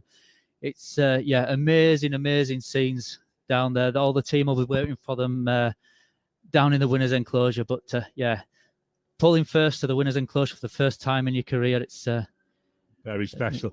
Pounds and Walmsley have also finished, but let's get down to Chris Kidley. Oh yes, the Derby boys did good. Unbelievable. Quickest lap of the race, 119.8 miles an hour. We are going to hear the Manx National Anthem. And there's Nicky the dad, 5 times a winner in his own right, been on the podium as a passenger as well many moons ago. Ryan gets off, Callum gets off. Mind out, Mr. Cameraman. Keep on moving over there as Pete Founds and Jevon Walmsley coming into second place. The official gap at the end, 26.895 miles an hour. But we have a Manx winner on the Isle of Man. Callum gets the lid off. Ryan gets his off as well. And we'll get round and grab the instant reaction from them. They're always good for a chat. We'll let them go and see their family and stuff first. Raises the helmet. Absolutely fantastic. A win. Couple of thirds and a second, and now a win. Pops up to see his mum, which is great. And there we go. That's a good family shot there as well. Well done, Danny. Well done, guys.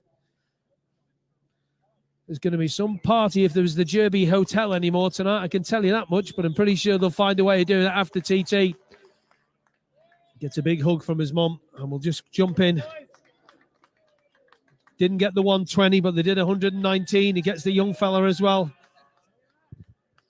We'll let him just compose himself for a second.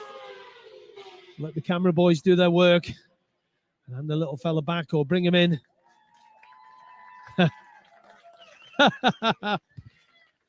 TT winner. Do you know what? When I think back, you two as kids on your dad's outfit going down the middle of the paddock after he's won TTs, and look where you are now. Can't believe it still, to be honest with you, Chris. We've just lived our dream. At the end of the day, that's the dream, is to win a TT, and that's it. We've just done it. So 119.8 as well. I'll get the right figures. Over your fastest lap ever anyway, lap 2. Yeah, that's all right. You're getting good boards to tell you what you're doing, yeah. I was, to be fair. I was getting boards. I was getting boards off the general public as well as... I did get a board at Braddon Bridge, whoever that was. Thank you very much. It said 119.8. Mega job. Mega job. Talk us through the race then. You got to Foundy, you got to him quick, didn't you? Yeah, I could kind of got him in my sights sort of thing and just reeled in. And then we had a little bit of a swap into Parliament Square, but then we swapped back over again. And what a race. That was mega. I don't know what to say, Chris. I'm just living up there at the moment. Could you hear all the crowd coming through Ramsey shouting you and screaming you? Could you hear it over the engine noise? Because we could hear it on the TV pictures. Have you heard it? Oh yeah, right now it's loud, but for goodness me, I could see it all, but I couldn't hear anything. I had the earplugs in. All I can hear is popping and banging coming from it, and you know, it's what a missile, what a machine. I can't thank the So sponsors. fast through the speed trap. What was it this time? 158 or something like that. What a machine, eh? That's honestly, can't thank Ride, Sean Ride. That's Al fans coming in. A Reese in the chair. That's good, isn't it? That's mega. Fair play to him. Fair play to him. Put into words what this means. So bring Callum in it as well. Cal, how's that? That was unbelievable. I mean, he rode such a clever race. It was like watching his boards. I can tell that he was just maintaining the gap. I just can't believe I've just won a TT race. I just said to him then, I said, I can remember you two on the outfit as kids, after your dad had won, coming out of here and just being there. But now to be in here as winners in your own right, mega. Oh, it's unbelievable. I mean, I can't.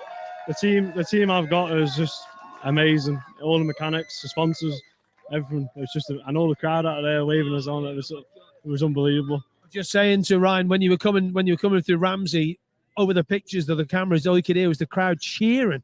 Yeah, it was unbelievable. I mean, I've got all the family members out there, so all the northern people. Northern people, northern win. That's it. We did it for the Isle of Man. We did it. Down the north. Well done, boys. Thank you very much, Chris. Guys, brilliant stuff. TT winners, Ryan and Callum Crowe. That sounds really, really special to say that does. Like I said, I remember that so well. Peter Founds, Jeff Walmsley, boys, give it a good run. You had a dust up early doors, but he was away when he. Well done, boys. Well done. Another podium. Yeah, no, really pleased with that. Yeah, the bike was going well, so we just rode it as hard as we could. What more can you do? What can you do to find that extra mile an hour down through the speed trap? Because you're 155, 58 mile an hour. Well, yeah, God knows. who can say? Yeah, maybe a bit of nitrous or a turbocharger. Don't tell anyone. Yeah. Push the button, Jeff. You'll be away. But you ran a race. You ran them for a bit, and then you bit of a dust up going into Ramsey as well. Yeah, I was hoping I could stay on the back with them, because if I could kind of pinch a bit of their speed down the straights, we might have had a chance of staying with them anyway. But yeah, you could see the speed difference up the mountain mile. They were gone. There was no chance. Can you make any changes, nitro permitting, for the next race?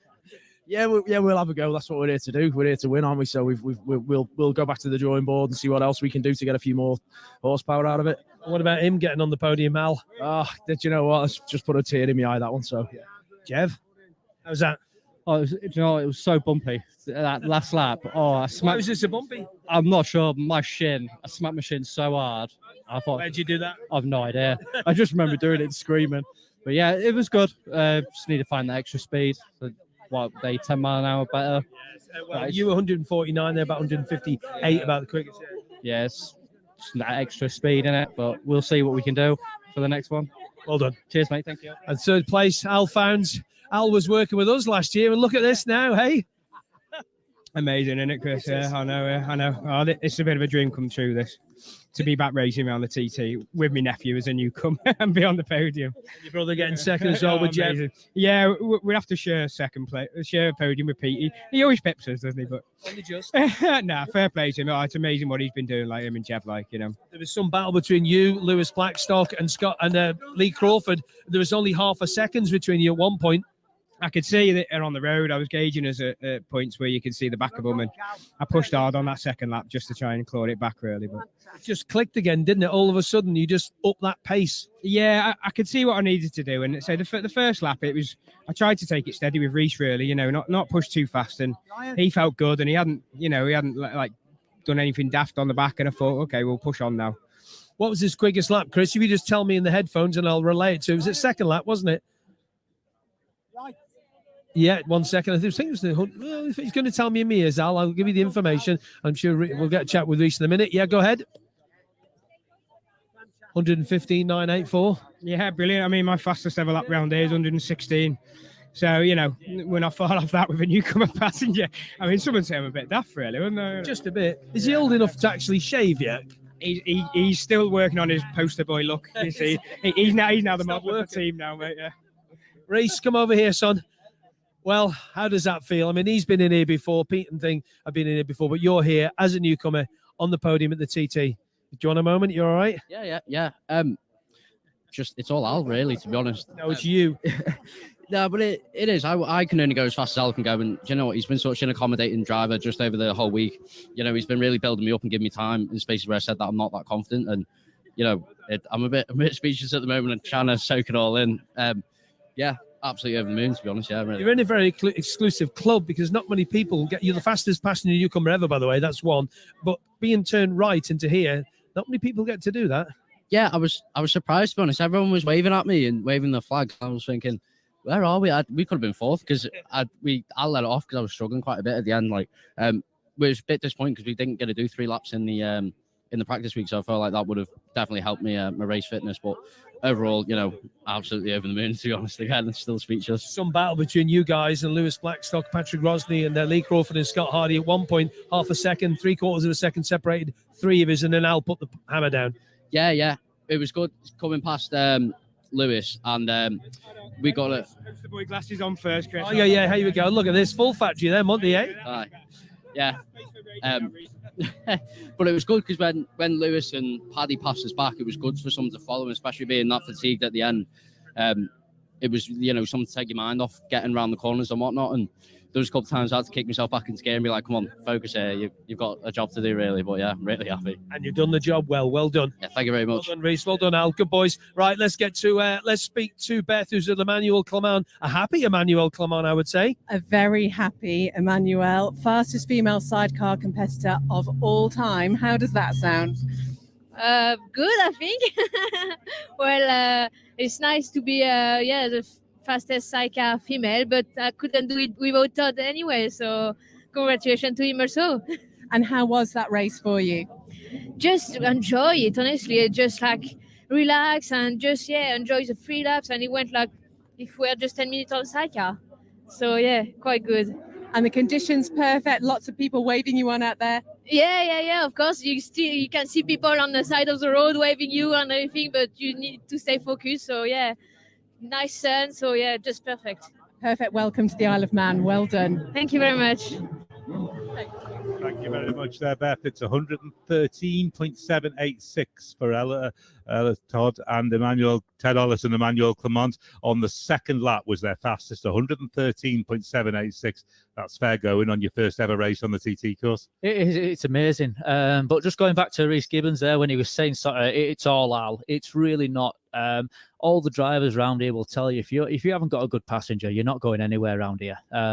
So I think Rhys needs to take a bit more credit for how good he actually is and how good he's actually done to sort of come around here and become the fastest ever newcomer sidecar passenger. So yeah, I think he needs to take a bit more credit for that. And I'll definitely go around and shake his hand later and give him a pat on the back. And it's brilliant for him. It's the 6th place finish for Tim Reeves and Mark Wilkes, and Tim is with Beth. He certainly is. Tim, how was that? I enjoyed it. Obviously, it's great to ride around here, isn't it? But unfortunately, we had a little problem, but never mind. I changed an engine from yesterday, and it just didn't quite have the legs as the other one had. So, yes, we will have a rethink for Wednesday. But I did still enjoy riding around. But, yeah, it was good. And Mark found it okay as well? Yeah, I think, Mark, it's just nice to ride here, isn't it? It's a fantastic place. And to ride around in this weather, and there was a lot of people out clapping and cheering. And,